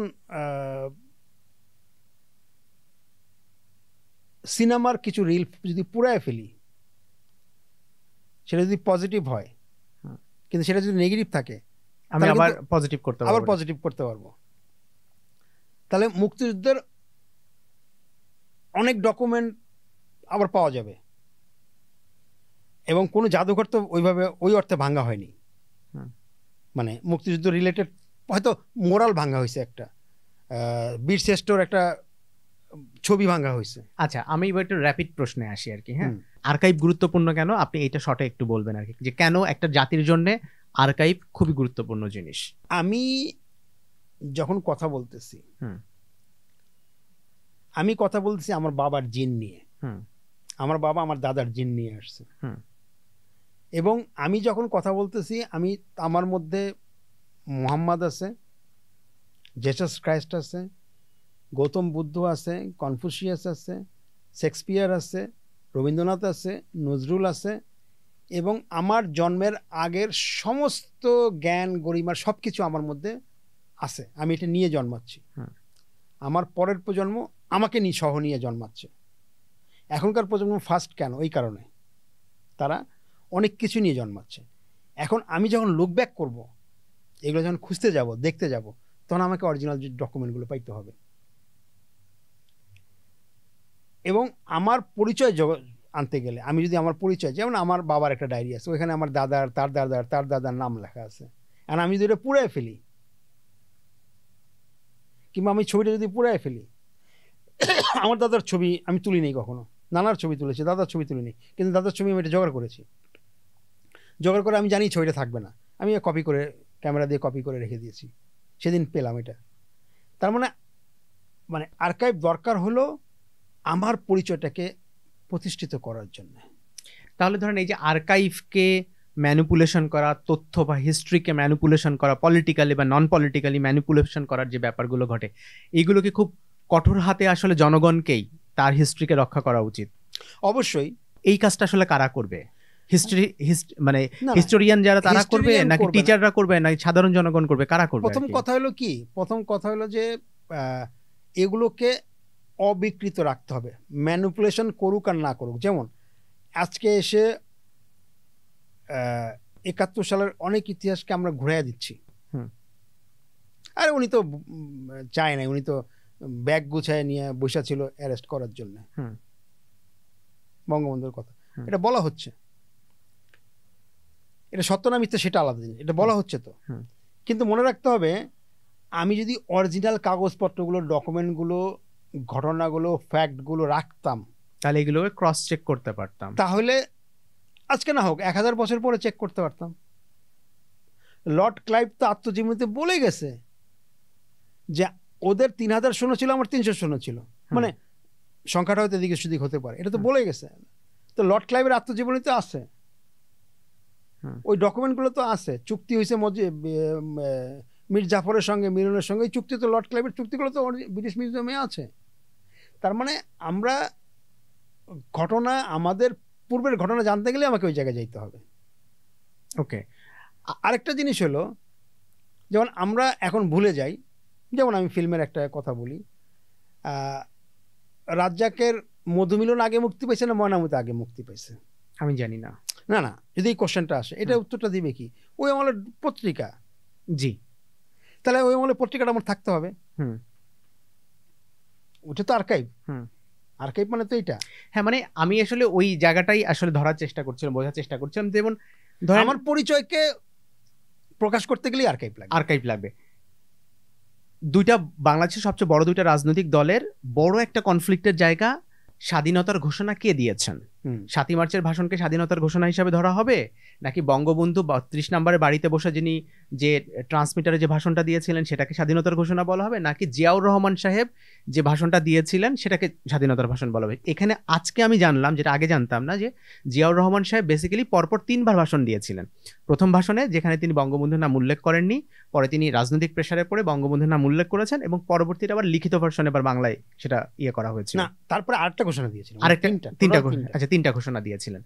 তাহলে মূল কথা হচ্ছে যে এই যে ধরেন পলিটিক্যালি ফায়দা নেওয়ার জন্য কেউ না কেউ, কোনো না কোনো দল এই ডকুমেন্টগুলোকে আসলে ধ্বংস করেছে, যার কারণে ধরেন আজকে হিসাব মেলানোই দুষ্কর যে কোনটার পর কোনটা এসেছিল বা কি এসেছিল। অ্যাকচুয়ালি এগুলো কিন্তু সবই রেকর্ডেড আছে। আচ্ছা, তাহলে ম্যানিপুলেশনটা হয় কোন পয়েন্ট থেকে? ম্যানিপুলেশন হলো প্রথম ম্যানিপুলেশন কারা করে? কিছু অজ্ঞ লোকেরা করে। আসলে অজ্ঞ লোকেরা না দুষ্ট লোকেরা? দুইটাই। আচ্ছা, দুই ধরনের লোকের। আমি একটু বলি। 1974 সালে জুলাইতে, যথাসম্ভব 74 না 73 জুলাইতে রিলিজ পাওয়া একটা cinema, 9th Month true freedom. S Sukhdev হলো এটার ডিরেক্টর। সুখদেব সিং সান্ধু খুবই বড় film maker, documentary film maker. উনি এই ছবিটার ডাইরেক্টর। ছবিটা কালার, ছবিটা শুরু হয়েছে, শুটিং শেষ হয়ে গেছে 71 সালেই, ছবিটা রিলিজ হয়েছে 73 সালে। ইন্ডিয়ান ছবি, কিন্তু ইন্ডিয়ান ছবি। সেই ছবিতে বলা হচ্ছে 25শে মার্চ ক্র্যাকডাউন হয়েছে, একটা গিমিক দেখানো হয়েছে, ফিল্মিক, যেখানে 25শে মার্চ তো শ্যুট করা হয়নি, কেউ শ্যুট করে না, ডেফিনেটলি ওইটার একটা গিমিকের মতো তৈরি করে, তারপরে তারপরের শটটাই হলো ধারাভাষ্য হলো এরকম, just after the crackdown, Major Ziaur Rahman from Chittagong Radio declared the independence. এটা যে বিএনপির পয়েন্ট অফ ভিউ থেকে একটা সিনেমাটা 73 সালের ইন্ডিয়ান সিনেমা। আচ্ছা, ইন্ডিয়ান সিনেমা 1973 সালের ছবি, নেটে পাওয়া যায়, কালার। আচ্ছা, বিএনপির পয়েন্ট অফ ভিউ আসবে কোথেকে? আচ্ছা, এনিওয়ে জিয়াউর রহমান এখানে কি বলতেছে? অন ক্যামেরা জিয়াউর রহমান যুদ্ধের ড্রেস পরা, হ্যাঁ 71 সালে শুট করা, হ্যাঁ যুদ্ধের ড্রেস পরা, হ্যাঁ ডকুমেন্টারি ফিল্ম। জিয়াউর রহমান বলতেছে এই এই ঘটনা ঘটলো, আমি বিদ্রোহ করলাম, আমার কাছে মনে হলো সবাইকে জানানো দরকার, আমি অন এয়ার গেলাম। এবং উনি উনার ভয়েসে বলতেছে অন 27 মার্চ না 27 মার্চ অন ক্যামেরা নিজের ভয়েসে জিয়াউর রহমান 71 সালে দেওয়া ইন্টারভিউতে বলতেছে ক্র্যাকডাউন হয়েছে, আমি বিদ্রোহ করলাম, তারপরে আমার কাছে মনে হলো এইটা বিশ্ববাসীকে জানানো দরকার, আমি এয়ারে গেলাম। আমি কি বুঝতে পারছি ব্যাপারটা? জি জি জি, বুঝতে পেরেছি। এই সিনেমাটা মুক্তি পেয়েছে 1973 সালের জুলাইতে সারা ইন্ডিয়ায়। ইন্ডিয়ান একটা সিনেমা, ডকুমেন্টারি। বিএনপি তৈরি হয়েছে আর অনেক পরে, আরো পরে। এটা যখন রিলিজ হয় ওয়ার্ল্ড ওয়াইড, তখন তো যে বঙ্গবন্ধু ক্ষমতায়। আমি কি কথাটা বুঝতে পারছি? জি। বঙ্গবন্ধুর সময় মুক্তি পাওয়া একটা সিনেমাতে বলা হচ্ছে এখন রেডিওতে ভাষণ দেবেন মেজর জিয়াউর রহমান, তারপরে ভাষণটা প্রচার করা হয়েছে। এই সিনেমা সেন্সর হয়েছে বঙ্গবন্ধুর সময়, রিলিজ হয়েছে বঙ্গবন্ধুর সময়, এইটার প্রিন্ট এখন পাওয়া যায় নেটে। কিন্তু জিয়াউর রহমান, আমি বলতেছি, কিন্তু জিয়াউর রহমান কখনোই তার ক্ষমতার সময় সে কখনোই নিজে কখনো বলে নাই, কোনোদিনও 26শে মার্চ সে বিবৃতি দেয়নি আমি স্বাধীনতা ঘোষণা করছি। তাহলে এটা বিএনপি যখন ইউজ করে এটা তো পলিটিক্যালি ই করার জন্য ইউজ করে। যা বলবে সব কি সত্য নাকি? এখন সত্য, এখন দেখলে মনে হয় জুলাই মাসে কোনো গুলি হয় নাই, কেউ মারা যায় নাই, মুগ্ধ প্যারিসে ঘুরে বেড়াইতেছে। আবার উল্টা পক্ষে মনে হইতেছে যে শেখ হাসিনা নিজেই পিস্তল নিয়ে, বন্দুক নিয়ে, রাইফেল নিয়ে একের পর এক গুলি করছে। এটা তো এখন মনে হয়। এই যে ধরেন দুপাশে দুটো ন্যারেটিভ তৈরি হয় আর কি, এই ন্যারেটিভ গুলো জাস্টিফাই করার জন্যও তো ধরেন ফ্যাক্ট অ্যান্ড ফিগার ডকুমেন্টস গুলো, আর্কাইভ গুলো লাগবে। হ্যাঁ, রাখতে হবে। যেমন আরেকটা পয়েন্ট একটু বুঝতে চাই আর কি, আমাদের শিক্ষিত সমাজ, গবেষক, টিচার যারা বই লেখেন আর কি, লেখক যারা আর কি, তারা খুব সচেতন ভাবেই কি আসলে তথ্য ম্যানিপুলেশন করে না? করে। কারণ হচ্ছে একটু আগে আপনি বলছিলেন, আমি আপনার মুখ থেকে আরেকবার শুনতে চাই এটা, যে 21শে ফেব্রুয়ারির যে পদযাত্রা এবং 144 ধারা ভঙ্গ, তাদের উপরে আক্রমণ করা এবং তাদের শহীদ হয়ে যাওয়া, সেখানে পরবর্তীতে আমাদের শহীদ মিনার, যেখানে এখন শহীদ মিনার আছে সেটা শহীদ মিনার তৈরি হয়, এই যে স্টোরি লাইনটা আমরা জানি আর কি, আপনি বলছিলেন যে স্টোরি লাইনটা বেসিক্যালি তা না। স্টোরি লাইনটা সেম, হ্যাঁ, কিন্তু যে ভিজুয়ালটা আমাদের মুখে ভাসে, আমাদের চোখে ভাসে, এই ভিজুয়ালটা সত্য না। সত্যটা কি তাহলে? এটা বলতে গেলে অনেক সময় লাগবে। মানে শর্টে একটু যদি আপনি বলেন। না, শর্টে মানে কি, মানে আমরা নর্মালি জানি, বুঝি, কিংবা পড়ি, কিংবা ছবি দেখি, স্কেচ দেখি পত্রপত্রিকায়, যে ঢাকা মেডিকেল কলেজের ছাত্ররা 10 জন করে রাষ্ট্রভাষা বাংলা চাই বলে প্ল্যাকার্ড হাতে নিয়ে, প্ল্যাকার্ডের মধ্যে লেখা রাষ্ট্রভাষা বাংলা চাই, উর্দু মানি না, এই ধরনের লেখা নিয়ে তারা গেট দিয়ে বেরোইছে, পুলিশ সামনে দাঁড়ানো আছে, পুলিশ গুলি করছে, বরকত, সলিম, রাফাক, জব্বার, শফিক মারা গেছে। এটা হলো আমাদের ভিজুয়াল ন্যারেটিভ। মূল ঘটনাটা হলো 21শে ফেব্রুয়ারিতে ছাত্রদের কোনোভাবে ডিমান্ডই ছিল না মিছিল করে যাওয়া। ছাত্রদের ডিমান্ড ছিল তারা একটা স্মারকলিপি দিবে পার্লামেন্টে। পার্লামেন্ট তখন হলো জাস্ট এখন যে শহীদ মিনার ঠিক তার উল্টা দিকে জগন্নাথ কলেজের যে অক্টোবর স্মৃতি ভবন, পার্লামেন্ট হলো এইখানে। এবং সেই দিন বেসরকারি দিবস ছিল, বৃহস্পতিবার 3:30টার সময় পার্লামেন্ট বসবে। ছাত্ররা পার্লামেন্টে একটা স্মারকলিপি দিবে ইংরেজিতে লেখা, আর কিচ্ছু না। এইটা সরকার ভয় পেয়ে আন্দোলন দানা বাঁধতেছিল, অনেক অনেক মিছিল মিটিং টিটিং হচ্ছিল। মিছিল মিটিং শুধু 21শে ফেব্রুয়ারি হয় নাই, তার আগেও হয়েছে। আমার কাছে 4 ফেব্রুয়ারির মিছিলে আলোকচিত্র আছে, 20 ফেব্রুয়ারির মিছিলে আলোকচিত্র আছে, 14 ফেব্রুয়ারির মিছিলে আলোকচিত্র আছে। মিছিল তো এগুলোর কথা তো আমরা জানিও না।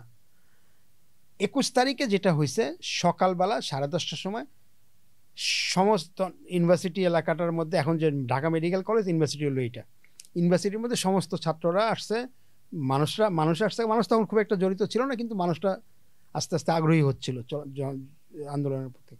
স্কুলের পোলাপানরা আসছে, তারা ভিতরে আছে।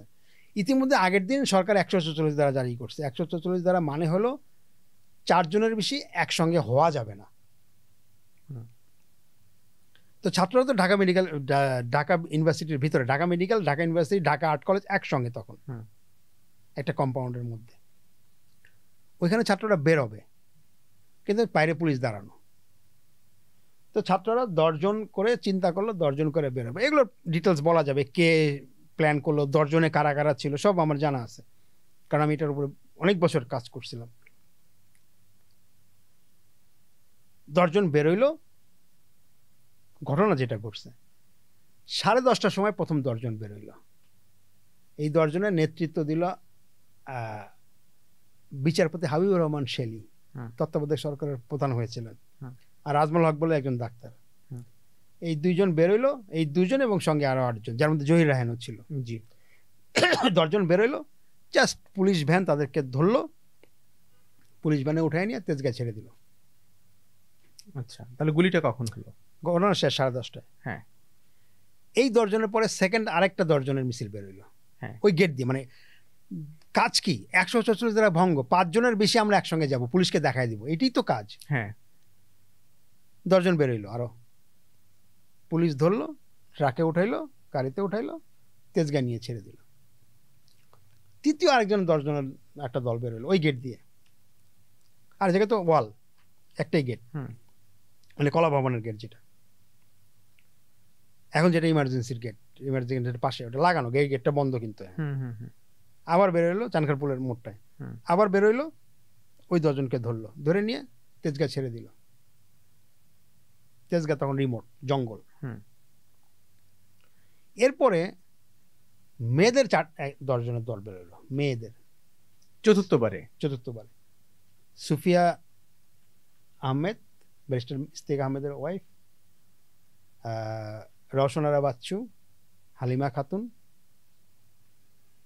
শাফিয়া আক্তার, এই টাইপের এরকম 10 জনের 10টা মেয়ের একটা দল বেরোইল। তখন পুলিশ কিন্তু মেয়েদেরকে গায়ে হাত দিত না, টাচই করতো না, এবং পুলিশ কিন্তু তখন ভার্সিটির ওয়ালের ভিতরে ঢুকতো না, ভদ্র পুলিশ ছিল। তো বেরোইলো, মেয়েদেরকে ছেড়ে দিল। একজন আটকে দিয়ে গেল মেয়েদেরকে, সিটি এসপির নাম হলো কোরাইশি, সে বললো যে সর্দ, তাকে ছেড়ে দিল। পুলিশের 2-1 নেতৃত্ব ছাড়া বাকি সবাই কিন্তু বাঙালি পুলিশ। যে পুলিশটা গুলি করছে তারা কিন্তু বাঙালি পুলিশ। ছেড়ে দিল মেয়েদেরকে ছেড়ে দিল। মেয়েরা মেডিকেল গেট দিয়ে বেরোয়, এখন যে ঢাকা মেডিকেলের মাঠ, ঢাকা ইউনিভার্সিটির মাঠ এবং মেডিকেলের সামনে রাস্তাটা হেসে শহীদ মিনার পর্যন্ত এসে তারা তাদের উদ্দেশ্য পার্লামেন্টে যাবে। পার্লামেন্ট তো জগন্নাথ হল, তখন পার্লামেন্ট জগন্নাথ হলে এখানে যাবে। ওইখানে যখন গেল তখন অলরেডি পার্লামেন্ট তো 3:30টায়, কিন্তু পার্লামেন্টের লোকজন তো আসে, এমনি আসা শুরু করলো। একজন মন্ত্রীর একটা গাড়ি আসতেছিল চানখারপুল দিক থেকে, ওই যে চানখারপুল না, ফজলে রাব্বি হল যে এখন আছে সেখান দিয়ে ঢুকতেছিল। একটা টোকাই এসে ওর গাড়ির চাকা পাম্প ছেড়ে দিছে। তখন মেয়েদেরকে না ধরে মেয়েদের পাশে ওই টোকাইটাকে পুলিশ প্রথম পিটাইলো, এই ছাড়ছিস কেন? মেয়েরা তখন ওই টোকাইটাকে বাধা দিতে গেল, তখন লাঠিচার্জ শুরু হইল। এই লাঠিচার্জ পরবর্তী 5 ঘন্টা চলছে। পুলিশ লাঠিচার্জ করে, ছাত্ররা ইট মারে, পুলিশ কাঁদুনে গ্যাস নিক্ষেপ করে, ছাত্ররা ইট মারে। ফ্রম 10:30 to 3:30 5 ঘন্টা এই ঘটনা চলতেছিল। ছাত্ররা ক্যাম্পাসের ভিতরে, পুলিশ ক্যাম্পাসের বাইরে। পুলিশ ফোর্স আনলো, আরো লাঠিসোঁটা নিল। পুলিশ কখনোই ঢোকে না ভিতরে, আর ছাত্ররা ভার্সিটি থেকে বের হয় না। ওয়াল, তো ছোট ওয়াল, এই হাফ ম্যান 3 ফিটের একটা ওয়াল ছিল ইটের। 3:30টার সময় মানে অনেক পর্যায়ে চলে গেছে মারামারিটা, পুলিশের লাঠিচার্জ, ছাত্ররা বের হওয়া, আবার ভিতরে ঢোকা, পুলিশ এটা করা। 3:30টার সময় পুলিশ ওপেন ফায়ার করলো, এবং ফায়ারটা মানে আমি যেটা বলতে চাচ্ছি যে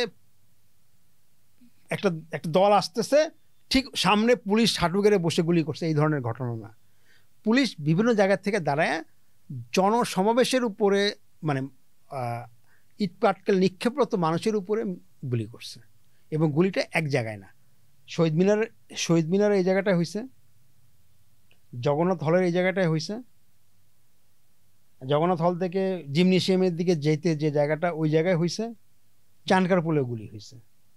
আচ্ছা, মানে ওই পুরো এরিয়াটা ছড়ায় ছিটায় পুলিশ তো মানে ওটা তো ত্রিভুজের মতো একটা জি জি জি, চানকারপুল থেকে শহীদ মিনার হয়ে আবার ঢাকা মেডিকেলের ওই মোড় পর্যন্ত, ফজলে রাব্বি হল পর্যন্ত, আবার ওইটা গিয়ে চানকারপুলে মিলছে।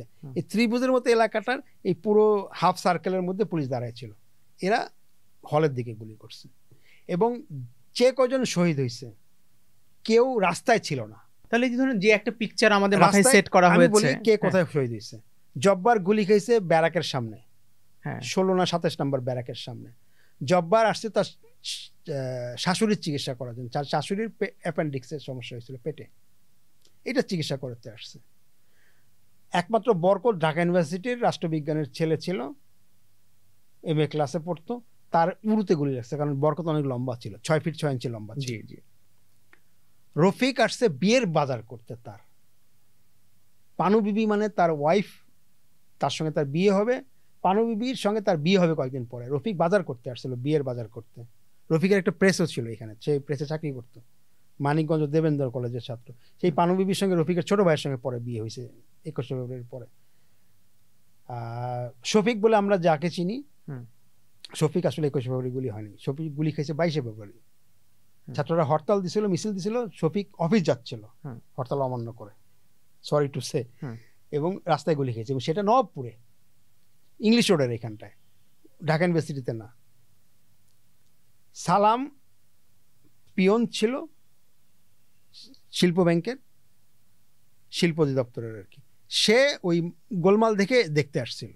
তারা সবাই ভিতরে ছিল, ক্যাম্পাসের ভিতরে ছিল, পুলিশ বাইরে ছিল। কোনো মিছিল হয় নাই, মিছিলে গুলি হয়নি। মিছিল যা হওয়ার 10:30 থেকে 11:15-র মধ্যে শেষ হয়ে গেছে। গুলি তো হয়েছে 3:30টায়। তাহলে এই যে ধরেন যে পিকচারটা আমাদের সেট করা হয়েছে মাইন্ডে, এই পিকচার সেট কেন করা হয়েছে? এটার আসলে পলিটিক্যালি ফায়দা কি? আসলে এটা পলিটিক্যাল কোনো ফায়দা না, ধরেন এই পিকচারটা তো হিস্টোরিক্যাল ফায়দাই বাকি। আসলে হিস্টোরিয়ান তো কিছুই করে নাই। ভাষা আন্দোলন নিয়ে যতগুলো বই আছে, মোটা মোটা গবেষণামূলক বই আছে, কোনো বইতেই কথা লেখা নাই যে মিছিলে গুলি হয়েছে, কোনো বইতেই নাই। মানুষ কোথায় পাইছে আমি জানি না। আমার বাসায় এতগুলো মোটা মোটা বই আছে ভাষা আন্দোলনের উপরে, গবেষণামূলক বই আছে, মানে রীতিমতো রিসার্চমূলক বই আছে, এশিয়াটিক সোসাইটির আছে, বাংলা একাডেমির আছে, বদরুদ্দিন ওমরের 3 খণ্ডের বই আছে, বশির আল হেলারের বই আছে, জি, ভাষা আন্দোলনের সৈনিকরা একজন বই লিখছে। কোথাও কেউ এটা লেখা নাই মিছিল এগুলি হয়েছে। তো thank you so much for coming. এবং বাবু ভাই, আপনি যদি আমার দর্শকদেরকে কিছু বলতে চান আর কি এই দর্শকদের আসলে বলবো যে, আমি যদি, যেহেতু আমরা আর্কাইভ নিয়ে আলোচনা করলাম, আপনারা আপনাদের নিজেদের প্রত্যেকটা জিনিস, যে জিনিসটা গতকালকের, সেটি আসলে ভবিষ্যতের জন্য একটা ঐতিহাসিক উপাদান হয়ে যাবে। আপনারা আপনাদের এই জিনিসটা সংরক্ষণ করেন। আপনি মনে করতে পারেন এটা কি আমার বাজারের ফর্দ, আজকে কি কি কত টাকা দেখে নিলাম, থাকে না, মাছ 120 টাকা, পেঁয়াজ 50 টাকা 1 কেজি। এই যে ফর্দটা, এই ফর্দটা যদি আপনি রেখে দেন, আজ থেকে 50 বছর পরে, 20 বছর পরে এটা ইতিহাসের উপাদান হয়ে যাবে। আচ্ছা, থ্যাংক ইউ। অতএব প্রতিটা জিনিস, আপনাদের প্রতিটা জিনিস, আপনি কোন কলম দিয়ে লিখেছেন সেই কলমটা, আপনার স্কুলের মার্কশিট প্রতি বছর, আমার কাছে প্রতি বছরের মার্কশিট আমার কাছে আছে, এইটা, কিংবা কোশ্চেন, আমরা স্কুলে পরীক্ষা দিচ্ছি না, প্রথম নির্বাচনী পরীক্ষা, দ্বিতীয় নির্বাচনী, প্রত্যেকটা কোশ্চেন আমার কাছে আছে। এই যে রাখাটা, এইটাই তো একটা, কারণ আজ থেকে 20 বছর পরে ওইটাই তো এখন দেখি, তো সেটা ফেসবুকে পোস্ট দেখি, বাংলাদেশ দুষ্প্রাপ্য আলোকচিত্র সমগ্র পোস্ট হয়, সেখানে একটা পোস্ট, সবাই আহা করে। এবং এই ছবি থাকার ফলে যেটা হয়, ইতিহাসে বিভ্রান্তি দূর হয়। যেমন একটা বড় বিভ্রান্তি আছে, আমরা মনে করি কালার ছবি মানেই হলো 78 সালের পরে, কিন্তু কালার ছবির জন্ম তো হয়েছে 1861 সালে। 40-এর দশকের প্রচুর কালার ছবি, 50-এর দশকের প্রচুর কালার ছবি আমার কাছে আছে। কে বললো কালার ছবি 78 সালে হয়েছে? 1910 সালে এই দেশে কালার সিনেমা দেখানো হয়েছে, এই দেশে তৈরি। 1975 সালে ফুল ফিচার কালার ছবি তৈরি হয়েছে ইন্ডিয়াতে। 1964 সালে বাংলাদেশে কালার ছবি তৈরি হয়েছে। আচ্ছা, আমরা বলি কালার ছবি। আমরা এই আলাপের পাশে আমি আরেকটু যে জায়গাগুলো মিস করে গেছি একটু ছোট ছোট করে নিয়ে নিই 2 মিনিট করে। আব্দুল জব্বার সম্পর্কে একটু বলবেন, সাথে হচ্ছে আব্দুল জব্বারের মুখোমুখি সম্পর্কে একটু বলবেন। আব্দুল জব্বার খান, হ্যাঁ সরি, আব্দুল জব্বার খান। আব্দুল জব্বার খানের মুখোমুখি সম্পর্কে আপনার যে মেমোরিজ আছে বা আপনার কাছে ডকুমেন্টস আছে, এটা আমার ডকুমেন্ট মানে এই ছবিটাই তো পাওয়া যায়, অতএব এই ছবির জন্য তার কিছু দরকার নেই। এই ছবির একটা বুকলেট আছে আর ছবিটা আছে। দুর্ভাগ্য যে এই ছবির ক্যামেরাটা বিদেশে চলে গেছে এবং সাউন্ড রেকর্ডারটা এটা হয়তো পাওয়া যাবে। আব্দুল জব্বার খান আসলে ফিল্মের লোক না, কিন্তু উনি বাধ্য হয়েছিলেন ফিল্ম করতে। কেন? কারণ উনাকে চ্যালেঞ্জ দেওয়া হয়েছিল। 1953 সালে সচিবালয়ে একটা মিটিংয়ে আশ্চর্যজনকভাবে হলে পরে উনি বড় ফিল্ম প্রডিউসার হয়েছিলেন। উনি বলছিলেন এই দেশে ছবি বানানো সম্ভব না। আব্দুল জব্বার খান বলেছে আমি তো শুটিং দেখেছি এই দেশে ছবি বানানো সম্ভব না, কেউ না বানালে আমি বানাবো। উনি সাহস করে একটা ছবি বানিয়েছিলেন। হ্যাঁ, তখন বোধহয় এক ধরনের কথা ছিল যে এখানকার জলবায়ু অনেক বেশি আর্দ্র, সুতরাং এখানে ফিল্ম ডেভেলপ করা যাবে না, ফিল্ম নষ্ট হয়ে যাবে, শুট করা যাবে না। সেখান থেকে উনি বেসিক্যালি একটা চ্যালেঞ্জ নিয়েছিলেন। হ্যাঁ, এবং উনি বলেছিলেন যে আমার কাজ হলো ছবিটা বানানো হয়ে গেলে আমার কাজ শেষ।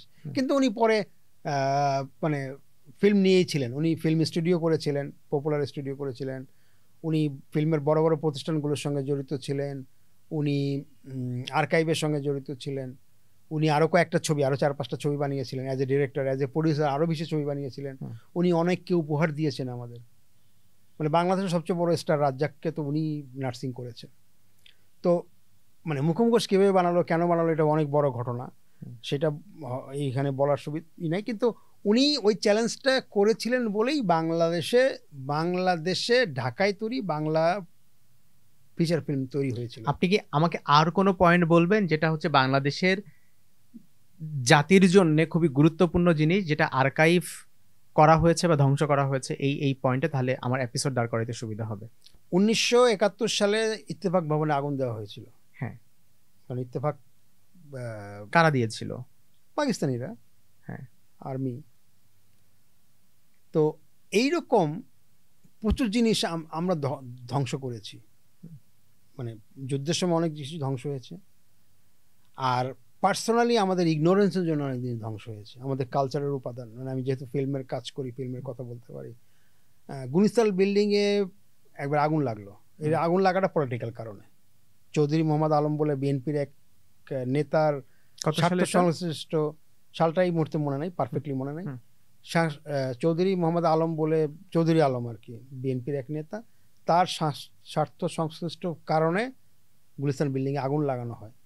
এবং এই গুলিস্তান বিল্ডিংয়ে আগুন লাগানোর পরে অলমোস্ট 200 থেকে 250 সিনেমা আজীবনের জন্য ধ্বংস হয়ে যায়, যেগুলো কোনো কপি আর পরে পাওয়া যাবে না।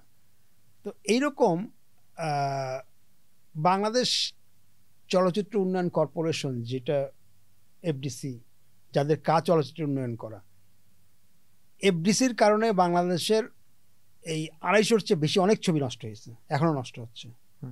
এফডিসির জাস্ট কারণে অনেক সিনেমা এফডিসিতে পড়ে আছে, যার মধ্যে সূর্য দিগল বাড়ির মতো নেগেটিভ আছে, যে সিনেমাটার যে মুভির নেগেটিভগুলো এখানে নষ্ট হচ্ছে, কিন্তু সে ওই নেগেটিভগুলো আর্কাইভে দিচ্ছে না, একই মন্ত্রণালয় হওয়ার পরেও।